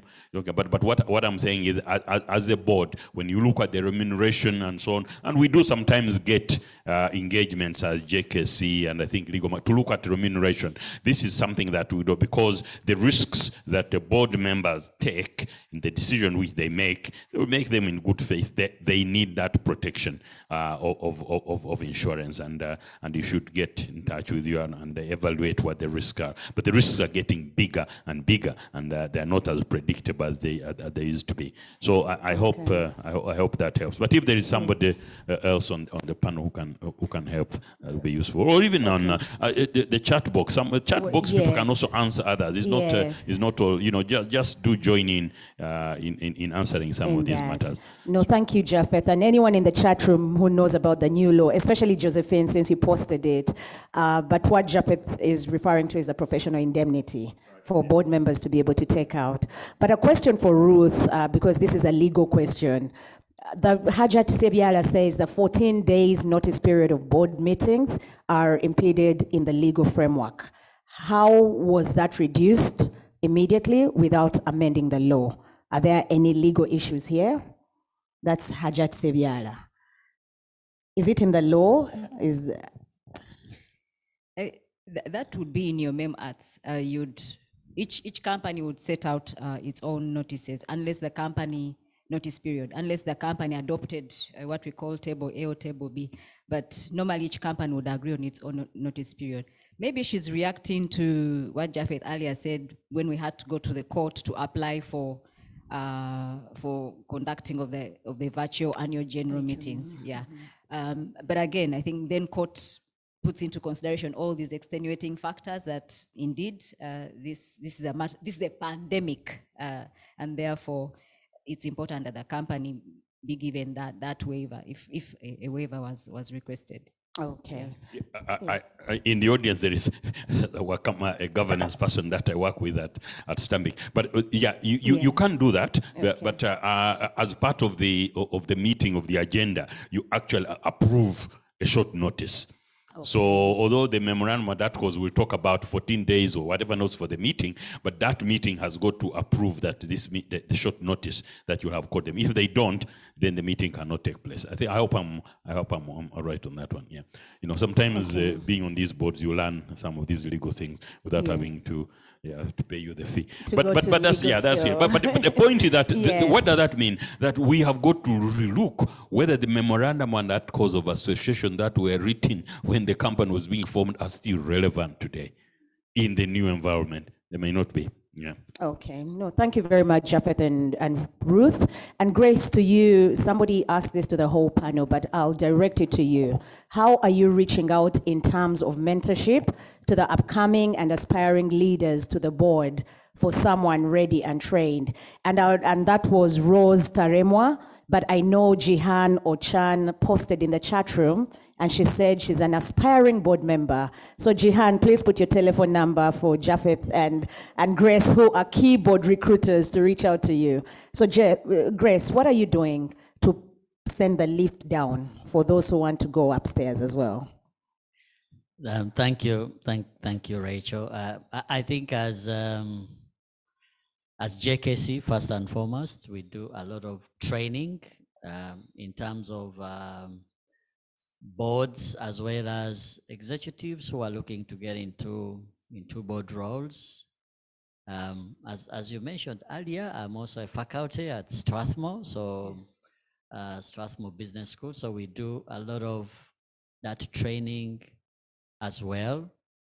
But also at a personal level, I take personal interest in discussing these topical issues on one-to-ones where people reach out.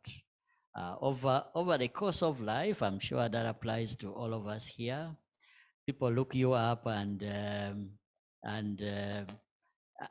consult, and then you are able to share some bit of experience and some bit of insights. But there is one thing I want to share here, which I learned a long time ago when I did an executive leadership development program, that a lot of the time as leaders, you are on stage.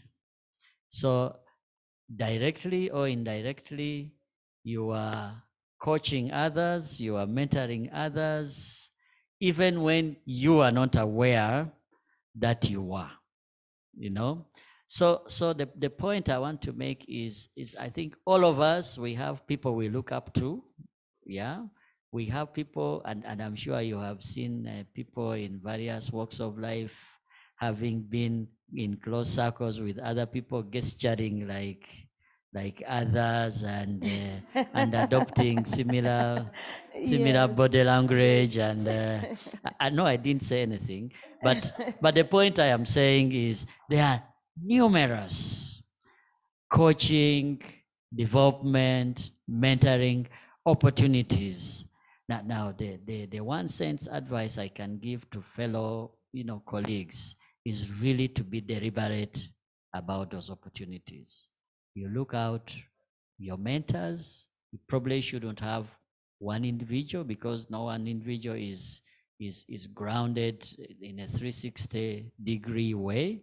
Have a couple of them. Yeah, some you might find to actually approach, but you are learning from them from a distance, and you keep your mentor tab, and I'm using tab deliberately here, not necessarily a notebook, so that then you are able to track your learning experiences, because there is always room for improvement and learning. Okay, okay, thank you very much, Grace. And Rose, just to add, the reason JKC and Ligomarc have come together to launch this board masterclass is the question that you asked, is to answer the question that you just put here, and that this is going to be a series of events that's going to be held either monthly or quarterly, and communication will be going out to all the 300 plus people that registered on how you can participate in the board masterclass. And I see a couple of comments about the Federation of Uganda Employers that has trained board members. There are initiatives such as Girls for Girls. Ruth is a mentor on Girls for Girls, and it's really pushing and pulling ladies up and trying to tell ladies to get onto the boardroom, which takes me to my next question for Japheth. Can the panelists share how they've managed the gender balance question in the boardroom? And gender usually is skewed towards women. You never ask about gender when it's men who are being disadvantaged. So Japheth, to you, could you share with us how you have managed the gender balance in the boardroom? Jen, there's a guy here called Emma from Stambik. He's looking at me smiling. On the Stambik Bank, Uganda, I think that the men who are on my back about the balance. We have 6 ladies and 3 men on that board. Wow. But all these balances we're talking about. Now, the gender balance, we are almost there, but we got to monitor. But the other balances we're talking about, people talk about youth, people talked about people with disabilities, and so on. The important thing, you have got to be deliberate about it as a board and as a nominating committee, and sit down and say, this is what we want. We don't want to wait for legislation. I mean, in some countries, they have had legislation. The board must have so many people. I was reading the other day, the Financial Conduct Authority of the UK has put numbers. You must have at least 40% women. There must be some black person there, and that type of thing. But what because you see, it's not cosmetic. It's because the balance and diversity on the board enhances board discussion, enhances value, and therefore in the end enhances the performance of the organization. Therefore, what you've got to do is really be desperate. I mean, not desperate, be deliberate. You are also desperate. You got to be desperate to get the balance, and then be deliberate, and then agree, and then work on it. The important thing is, and then they are there. The ladies are there, the young people are there, and the gentlemen are there, but you've got to look for them. But the other thing was, I always say, and when I speak, is that, but also you have got to make yourself known. as available, like somebody has said there. And I mean, if I go on LinkedIn and I see you, and all I see on LinkedIn is a photograph, and then the job which you left 5 years ago, you are not up to date. I've never seen you writing an article. I've never seen you on a webinar. I've never just talking in association. You are not on a committee of SCC or Law Society or something. So you also have to work on it. But the important thing is that as an organization, we definitely have got to be deliberate. We've got to have it as a policy, and it is not because the law or standards required. It is because of the value that diversity adds to the organization. Excellent. So ladies shouldn't be put there just to tick a box as a ticket item, just to say we have met our gender dynamics. It's about value. They bring different, I mean, the discussion when you are on a board and you see the diversity, the discussion is totally different actually, because we have all different perspectives, and that's why the young people, they will bring a different perspective, and the ladies bring you got to get it's diversity, because you see the population which we the market or the customer that you are serving are so diverse that there is no one group that actually can second guess that. So that is what the value in it. But as board, as nominating committee chairs and so on, we just have to have the policy and go out and look for them. And by the way, if I may, if you need the services of JKC, do you do board searches? We do board searches. We can get board members for you. Yes. And we have really filled certain organizations, excellent board members. So there we are. We'll work together on this. Thank you. Excellent. Thank you very much, Japheth. And there are a couple of comments in the chat room, people putting up their names, their hands, Eva Kachave, and several others saying they are ready to get onto boards, and they're asking how to get onto boards. So thank you very much. Ruth, the next question is to you, and it's an interesting one. And allow me to have a two-part question. One is how you would advise boards that are in the pockets of management. And by pockets is in inverted commas. And this is usually in MDAs in particular, where the executive director knows the president directly, and you, the board members, are handcuffed. Then the second part is how you lead a board through a controversial topic. And before you answer, Ruth, I kindly request our audience to allow us to give us an additional 15 minutes because we started late and it's now coming to 5 o'clock. So hope the audience is okay. And please keep the messages coming. Very exciting and engaging topics in the chat room. So Ruth, talk to us about maneuvering the board members in the pockets, navigating, and then the board talking about a controversial topic that everybody wants to shy away from. Thank you. I think that was Japheth's question. Was it my question? But any of them can jump in after Japheth and Grace. Japheth looks like he has done this. The first part of the question, the moment you said the words, I just quickly knew it has to be an MDA. The way MDAs come off, the CEO is very powerful. And the MDA board members, I hope this is taken really the right way. Most boards of the MDAs, and the skill set is quite different from, let's say, the corporate world. I mean, the corporate world will headhunt the best that they can get to sit on their boards. In the MDA setting, sometimes the skill set is a bit of a challenge. Correct. And therefore, sometimes even some board members may not bring as much value to the board. And the CEO can see that now this guy just wants transport, he wants a car. I've been in some of these board settings, and the board member wants facilitation. It's very small things. And then you know that there is a problem in that board because the board member is not bringing value to that board. And the CEO can see right through the fact that this board member is needy. There are some board members in those MDAs that are quite needy, and they are asking for the smallest of things from CEOs. So the CEO is going to manipulate you, obviously. So there is that element. And then there is an element actually of people who are just manipulative. You're all skilled, even in the corporate setting, you're all skilled, but the CEO can divide the boardroom into factions. And faction A fighting against faction B. So sometimes it's the human element of both the CEO and the board members, but also I think the major barrier is the fact of lack of skills of board members, because it's dangerous to be incompetent. Once you are incompetent, then people are going to give you small things and leave you at that level. So I think MDAs just need to make sure that they get competent and skilled board members. Then you reduce on the manipulation by a powerful CEO. If somebody is skilled, they are willing to walk away and go to the next board that will pay well and all that.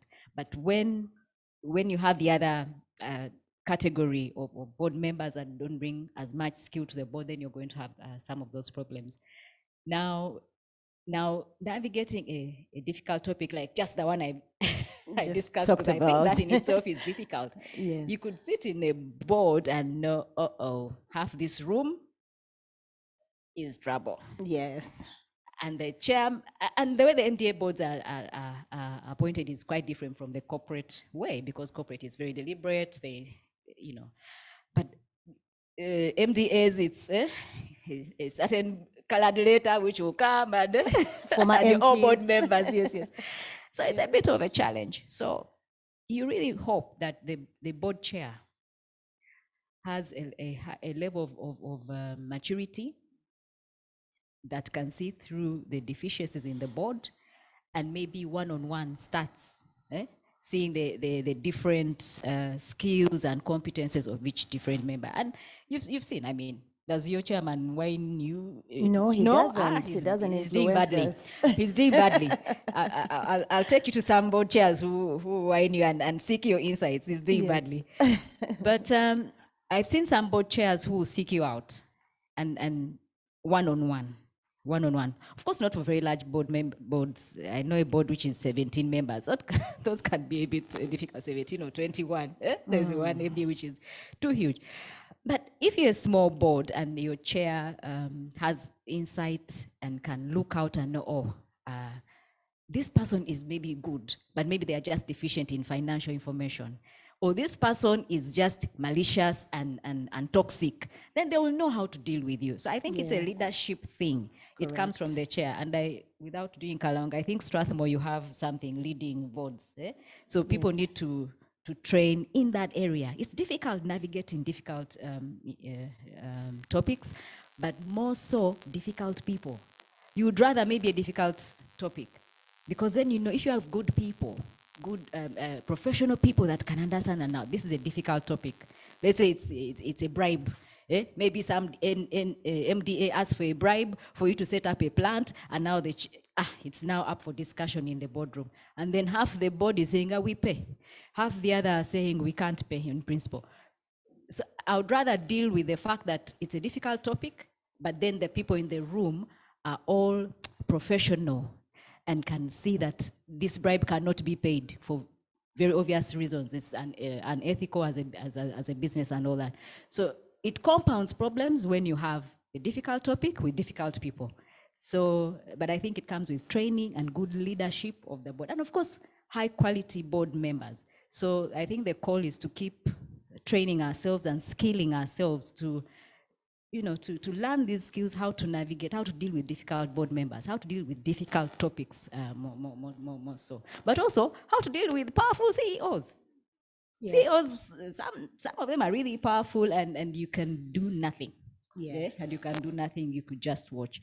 But if you have a good brand, you know who you are, you bring value to the board, you can take a walk and say, by the way, this board, I'll come back another time when you I don't need this. Yeah, yes. I don't need this, yes. Okay. Now, interesting, very, very interesting, Ruth. And I think Japheth and I had a discussion a while ago about a board that has opened up in the MDA space, a board seat. And so far, the minister who's supposed to appoint, has more than 80 applications from former MPs for the board slot. 80 from former MPs. So we're not talking about technical competence, but former MPs. They need to go somewhere. And it's a big MDA.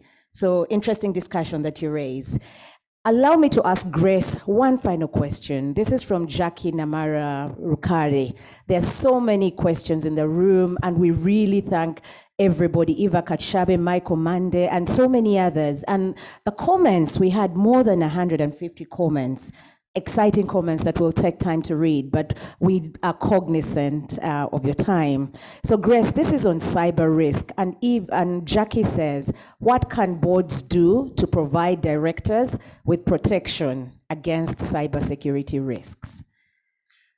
It's a very live risk today, because not only because of dependency on technology, but also because we are using technology to drive business growth. So what can management do? I think one, a robust understanding of how technology drives your business. I think that is very key. Two is, at management level, we need to have a very good definition of our risk and risk responses to this cyber risk, including ability to test and be able to, now this could be a problem if you're gonna actually test whether your system is going to be cracked into, but certainly you need to do it to ensure you are protected. The quality of the service providers that you have to be able to provide you with the backbone and the protection and the level of firewalls that are required for you to manage that risk are very important. But key is to have a regular review at both management level and board level of your cyber risk. So in many organizations, because we have multiple gadgets all plugging into various systems, businesses today are run on dynamic dashboards to ensure that real-time information is shared on a real-time basis.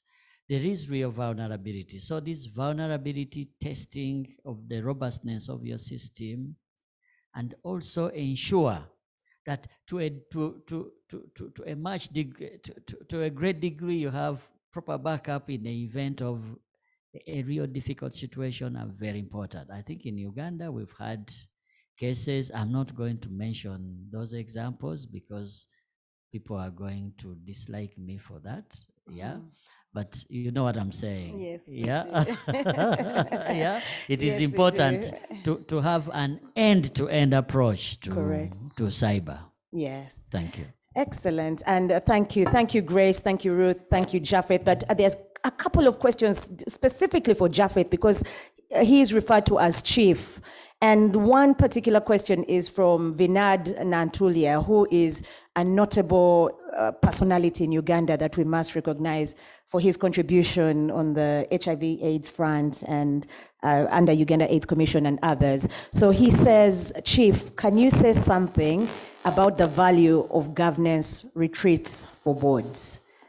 And he had a couple of other comments up there, but this is the most recent. So Chief, that is to you. No, there's only one Chief, not Ruth.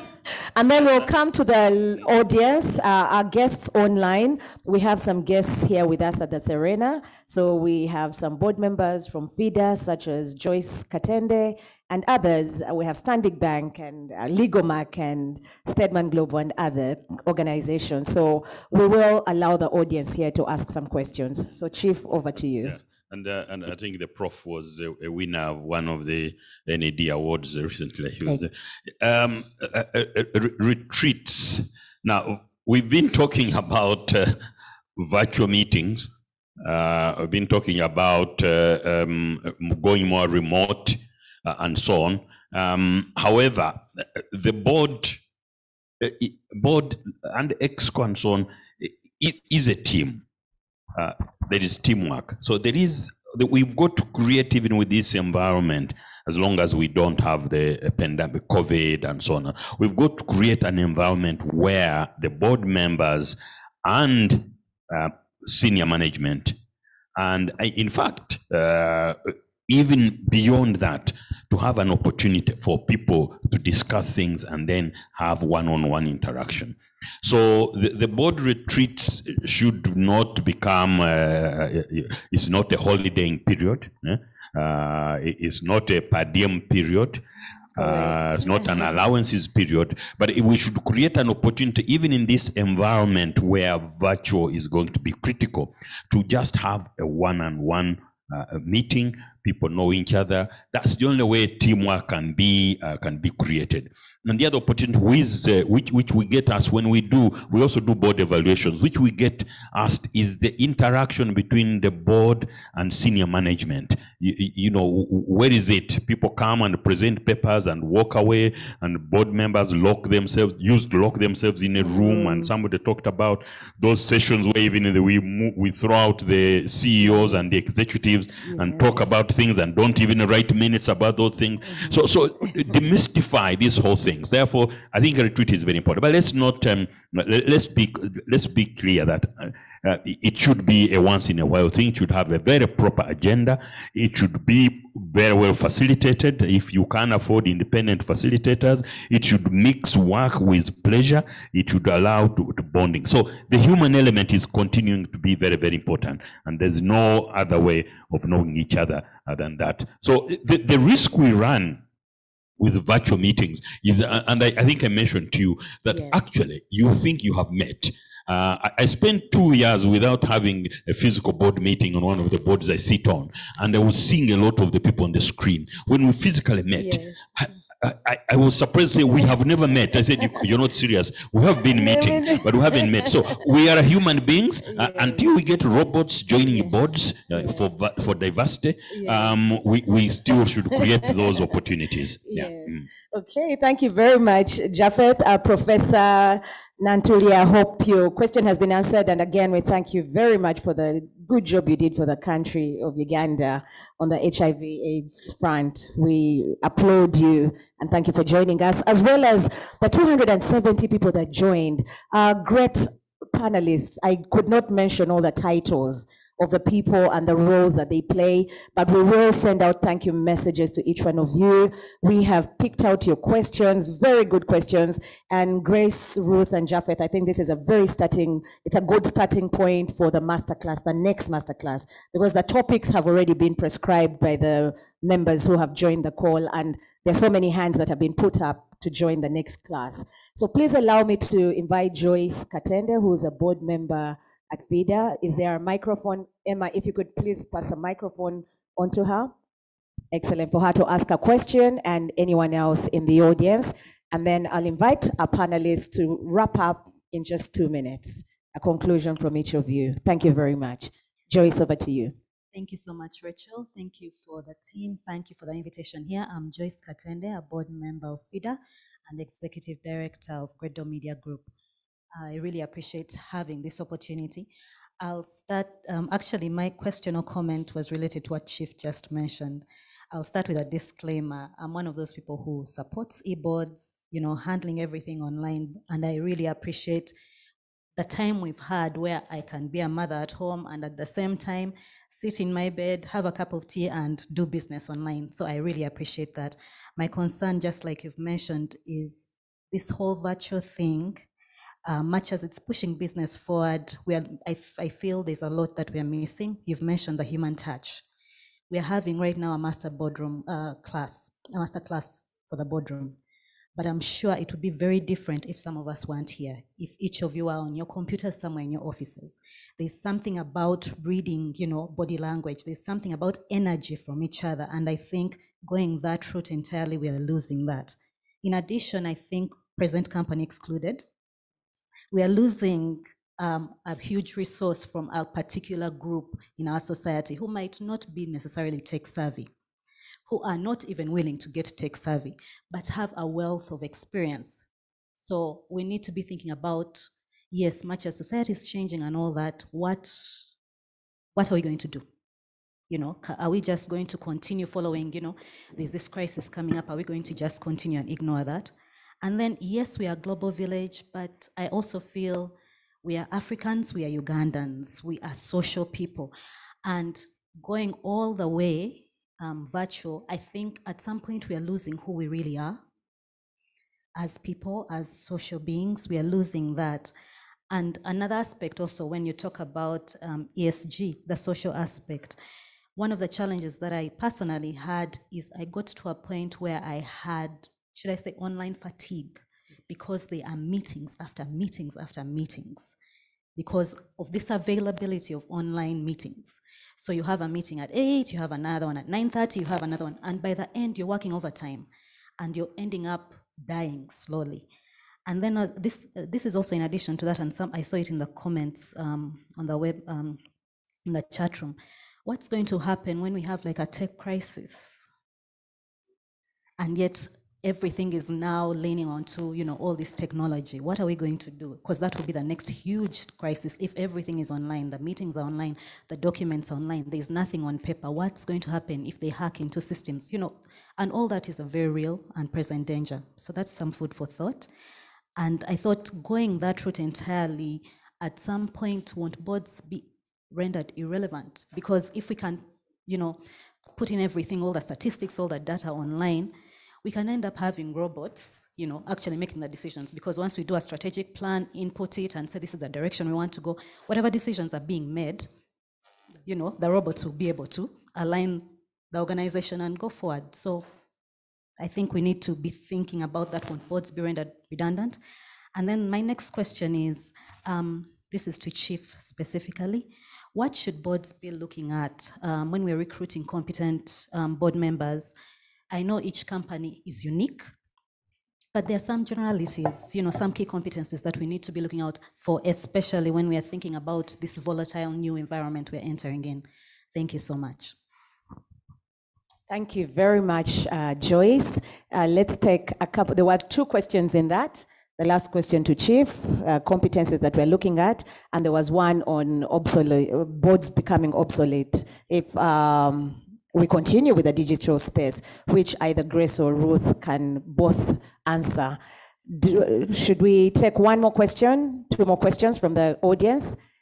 Julius from Stedman Global, and then we'll answer the questions. Thank you.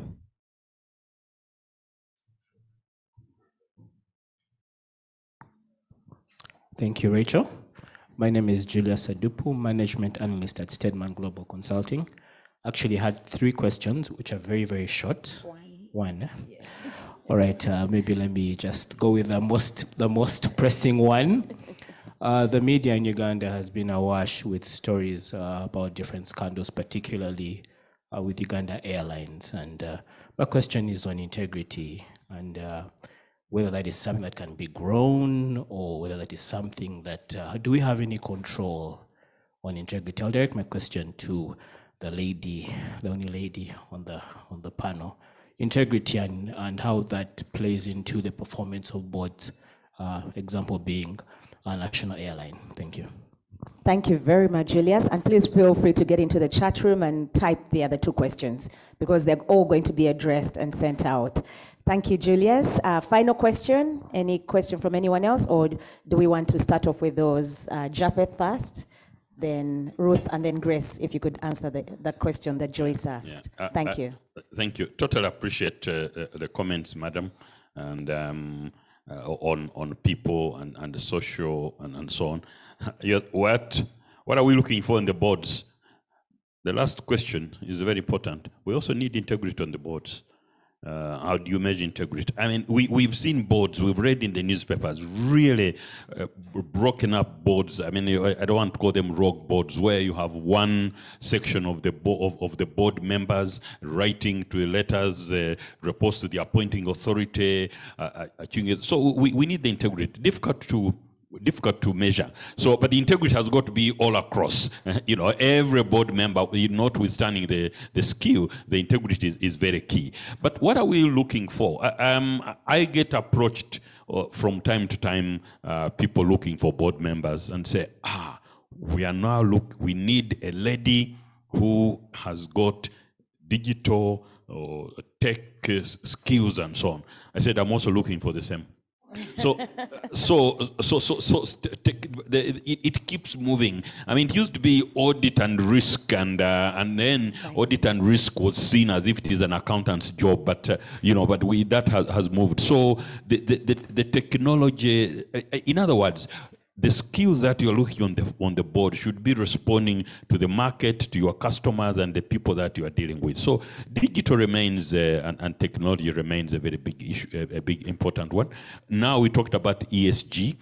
Who is going to drive the agenda? Now we all know something about ESG, but then there are those really who have been in the field and so on. How are they making sure it becomes part of the strategy? Then we also these days talk about disruptors. We need some people to come on the board that are really free-thinking people, the word thinking out of the box, I think, has been overused. Yes. But we need somebody who brings totally different ideas, who challenges you on the board, who says, oh, we did not know that. Or so what would you do in this? Especially we are talking about the VUCA. There are so many things we do not know what's going to happen. So you need somebody who actually challenges the board in a constructive way and makes us think. So out of your board of 7, if you have a board of 7, you need the traditional people. You need somebody to chair the audit committee, right? You need somebody to chair the risk committee. But you also need that type of person who can identify with the business you're doing. If you're going digital as an institution, you need somebody to do it. Remember, the oversight. We're doing the oversight as a board.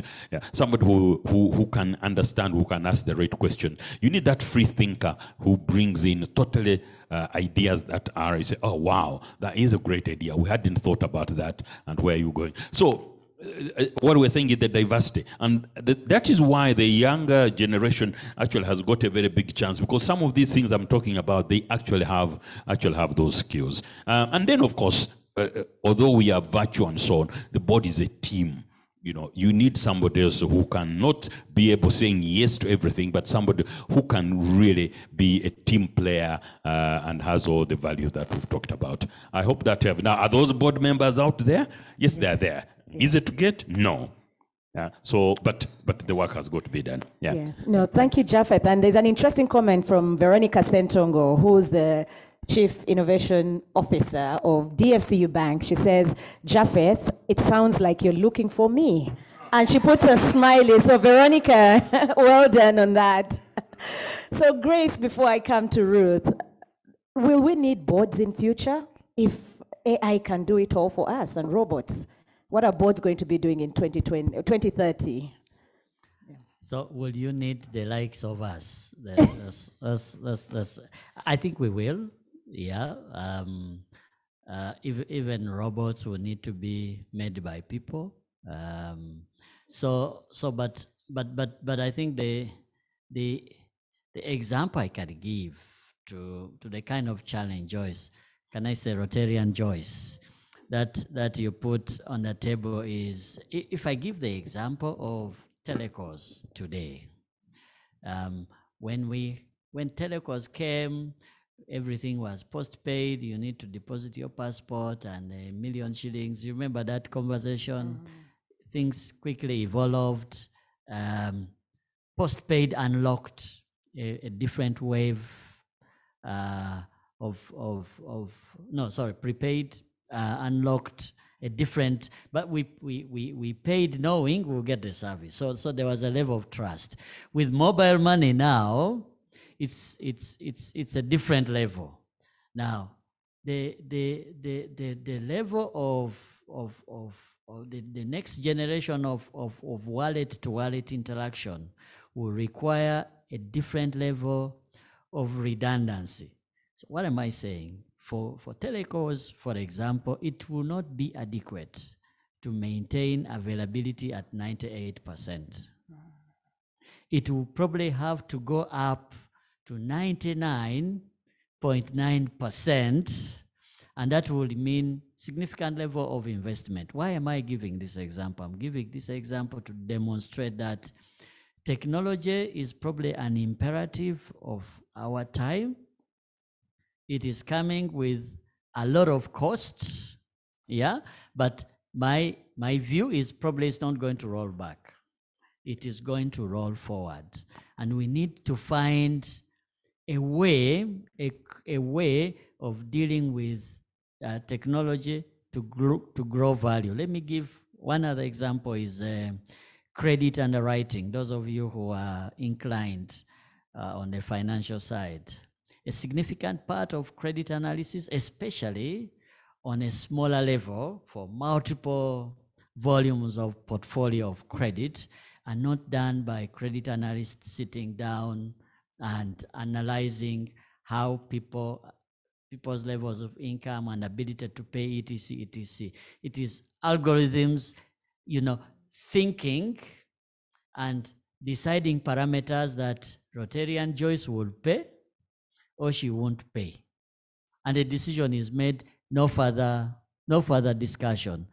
But that thought process around that would still require insight, will still require foresight, and will also require oversight, which is the responsibility of the board. Thank you. Thank you. Thank you very much, Grace. And Rita Kabatunzi has posted a very good comment about AI, the things AI can do and cannot do. Rita is on the Stanbic holding board. Ruth, integrity. Can it be taught? Can it be bought? Can it talk to us about it, especially at the board level? And there are so many questions as well in the groups on values and integrity. If you could address that. Integrity is a culture you build. And you have to be deliberate. You have to say that we are going to run a clean ship, and you agree that these are our rules of engagement. This we will not do, this we will do. But it comes from the tone at the top. You will not get your mid-level people honest while the board is picking bribes. So, from chair, the board, you have to agree that we are running a clean ship. Indeed, in the sustainability conversation, you will not attract long-term value as a company if you're not strong on your anti-corruption, anti-bribery. And many jurisdictions, actually, for all listed entities, you must sign up to anti-corruption laws and regulations. I think in some jurisdictions, there is even metrics of how you're going to be reporting on that. Maybe we are still weak here in our regulatory framework on how we are reporting on how we are complying with anti-bribery. But without even the regulation, even as a corporation, you could just agree to inculcate a culture of integrity. It's one of those very difficult topics in this country, integrity and corruption. It's a huge monster. And as you know, for example, in my space as judiciary, between judiciary and police, I think we are competing. This year it is police. There is always that, and your report. It's such a big issue. But if we start small in our own small settings, family level settings, in fact, in my days when I was president, Uganda Law Society, it's a conversation we had with the National Curriculum Development Center to say, can you put elements of integrity in our curriculum? Elements of integrity when we are training local government officials. We had that conversation with the local government commission and the local government association. So that you just have to be now in everyone's space to just hammer down the integrity topic and inculcate and build a culture of integrity. So it's two-pronged. You have to be proactive, but also the regulatory space has to close in and catch those that are participating in anti-bribery and anti-corruption. And that is another huge topic. But again, it comes with the trainings, with the skilling, and maybe naming and shaming. Yeah. If we agree that now we have this space, yeah, we're building a pool of experts in boardroom culture, we should be able to name and shame and say, by that you bring that guy on your board, you are dead. So that we just start to name and shame, and so that people cannot touch with a long pole. So for me, it's one of those very difficult topics. There is a very high sense of urgency around it, because without integrity, you know the issues. We are not going to have drugs in our hospitals. The road will be narrower. Someone will eat an entire road. It's those stories, horror stories. And then there will be one big affluent family against one big poor village. So it's creating such huge disparities. So there is a very high level of urgency around integrity, because if we don't deal with integrity, the corruption is a catalyst to the widening of the gender gap, the inequality gap, the income. All these gaps that we have are really exacerbated by corruption. So it's as leaders, there is a really high sense of urgency around integrity, and maybe one of these days, as a masterclass, we'll just have to come and hammer down what those elements are and agree on how each one of us can inculcate a culture of integrity. I needed to just say one or two things on when he said the word algorithm, I'd already written it. I said, this guy, he has taken my point. Because remember, now I've entered technology, so nowadays I read, I'm learning, young people are teaching me. I think it won't be now that boards become irrelevant, or any interaction at a human level. Look at what is happening. One, I think Google announced that it has bought some huge real estate somewhere, I've forgotten where. And everyone was asking, so a technology company, we've been thinking we're all going to be working from home, but Google is buying some huge real estate to bring much younger people into one space to create. They don't want to stop creating. They don't want them to be creating at home. So this innovation space must be in that big building. What has happened? Also, Amazon. I think Amazon has also already shown what they are going to build. Is it the Helix, Helix Tower, whatever? These are technology firms. They are not going to be working at home. So it means that you're always going to need human interaction at some point, whether for creativity or innovation or for some good reason. But I don't think that the human or social interaction will go away for one reason or another. Because look at what is happening in the tourism space. Young people, someone from Guam wants to go to Venezuela or Australia or whatever. There's this thing about young people. They just want to go around the world. So I think there's too many reasons now that people will not stop interacting. In fact, after a lockdown, I'm going to use my very local example. On my road, I passed through Chibuli. I saw what is it called? A banner. Hey, the thing was saying, HB2, bye-bye lockdown. I said, wow, this is really nice. Yes. Because people want to connect, people want to be together, people want to be happy and connect as a human race. I think for me that the social and human interaction will not go away, because one, the creation of what feeds into robotics, the algorithm guys are always going to be looking at, now what is the next best thing? Okay, we want inclusion. How do we make sure that now this software is sensitive to gender? In fact, I interacted with the Law Society of England. They have a project. They've said they've discovered that the creators of these algorithms are young male whites. So that is being challenged. There is no women, there is no blacks, there is no Hispanics. So the algorithms are skewed. So you see, it's going to be important to include even in that diversity space, you must, in that algorithm space, you must have diversity, so that these robotics are relevant to all of us as a human race. Yeah. Thank you. Interesting topics, and we could go on, but we must bring this to a halt.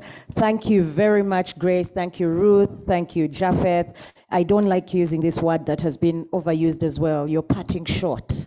Just, it's been overused, but I need a Gen Z to teach us a new word. If we could have just one parting shot before we leave, and whilst we do that, could we please have the poll up? We just have one question on the poll. Thank you to everybody who's been on. At the highest, we had 270 people, 282 at one point. We're now 167, so we must stop. But we thank you all. Your comments on the masterclass, lots of questions. These have been picked up. We have just one question for you to tell us whether you found the session useful, yes, to an extent, or no. And whilst we get these answers, could we just have your parting shots? And I'll start with Grace, then Ruth, and finally Chief. There are others who are calling you Chief. Japheth. Thank you very much. Thanks, Rachel. I think my final comment in this conversation is around change to the boardroom and to business in general. I think we should brace ourselves for faster change in the boardroom, faster change caused by disruption. I don't think they would be looking, point forward, a business that is not going to get disrupted in any form or shape. So a board and all the facilitating infrastructure around it needs to be alive to the fact that probably the only constant thing that is going to happen is probably going to be change. In the current speak, you could say disruption. Thank you. Thank you very much, Grace. And Ruth, your parting shot, kindly. I'll summarize, because we are saying masterclass, building better boards. Those boards that are going to be thinking of the direction of where capital is going, where the future of capital, the future of humanity, and the future of the planet. For me, those are the three key areas. You must be following now the future of those three elements, because where capital goes, as a board member, you should be in tune. Where where we are going as humanity, then you follow, because people have developed a code. We no longer want irresponsible businesses. We want responsible and responsive leaders and businesses, and therefore, obviously, the future of our planet. Thank you. Thank you very much, Ruth. And finally, Japheth, your parting shot. I totally agree with what my two colleagues have said. And yes, the lawyers, they have nothing useful to add. But I think we go back to my friend Patrick Dunn, who's done a book called Boards. It's continuing to boil down to purpose. It's going to really, identify it's going to be very important that the organization as a board, you keep refining and clearly articulating your purpose, because the younger people and so on and so forth, money is important, but they really identify with the purpose. So it's the three things: the purpose, people, and processes. I think that is going to continue remaining fundamental. Now it may change, the people will change, those you want, the skill sets will change and so on. But people, I think we all agree here, people will be there. And board members, we may get diverse, we may need a machine, interacting with them. But there will be we still need people. And then the processes. Processes will have to continue. I mean, we talked a lot about corruption and so on and forth. So those processes that are really solid and the processes are going to be automated. I think if there are still boards that are still carrying board papers and opening envelopes in the boardroom, those. Of course, you can't even know whether if you send things on their iPad, they read them. But or if they're in the meeting, whether they are reading the iPad or like the MP in the UK, whom you saw, instead of debating, he was looking at. I hope everybody is over 18 online was looking at a different thing. So it is really going to be purpose, very, very critical. People and processes. Thank you. Wow. PPP. Very, very good. Thank you very much, Japheth.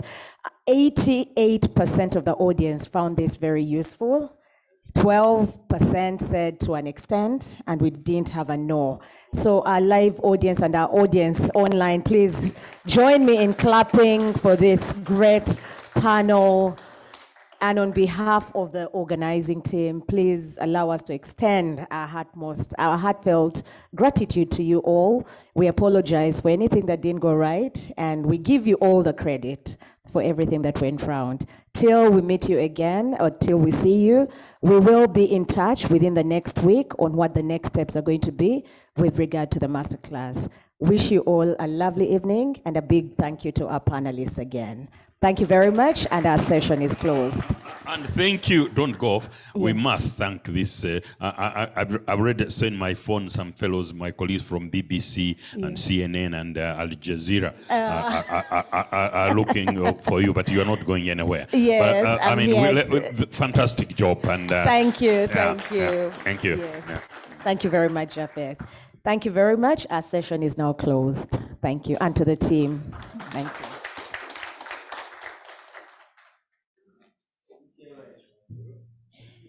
We should be off. Thank you to the crew as well. We should be off. The production director disappeared in the back end. He's there in absentia. Ivan and Emma, yes. Emma and Ivan, yes. And our live audience, we didn't, that came and made it lively.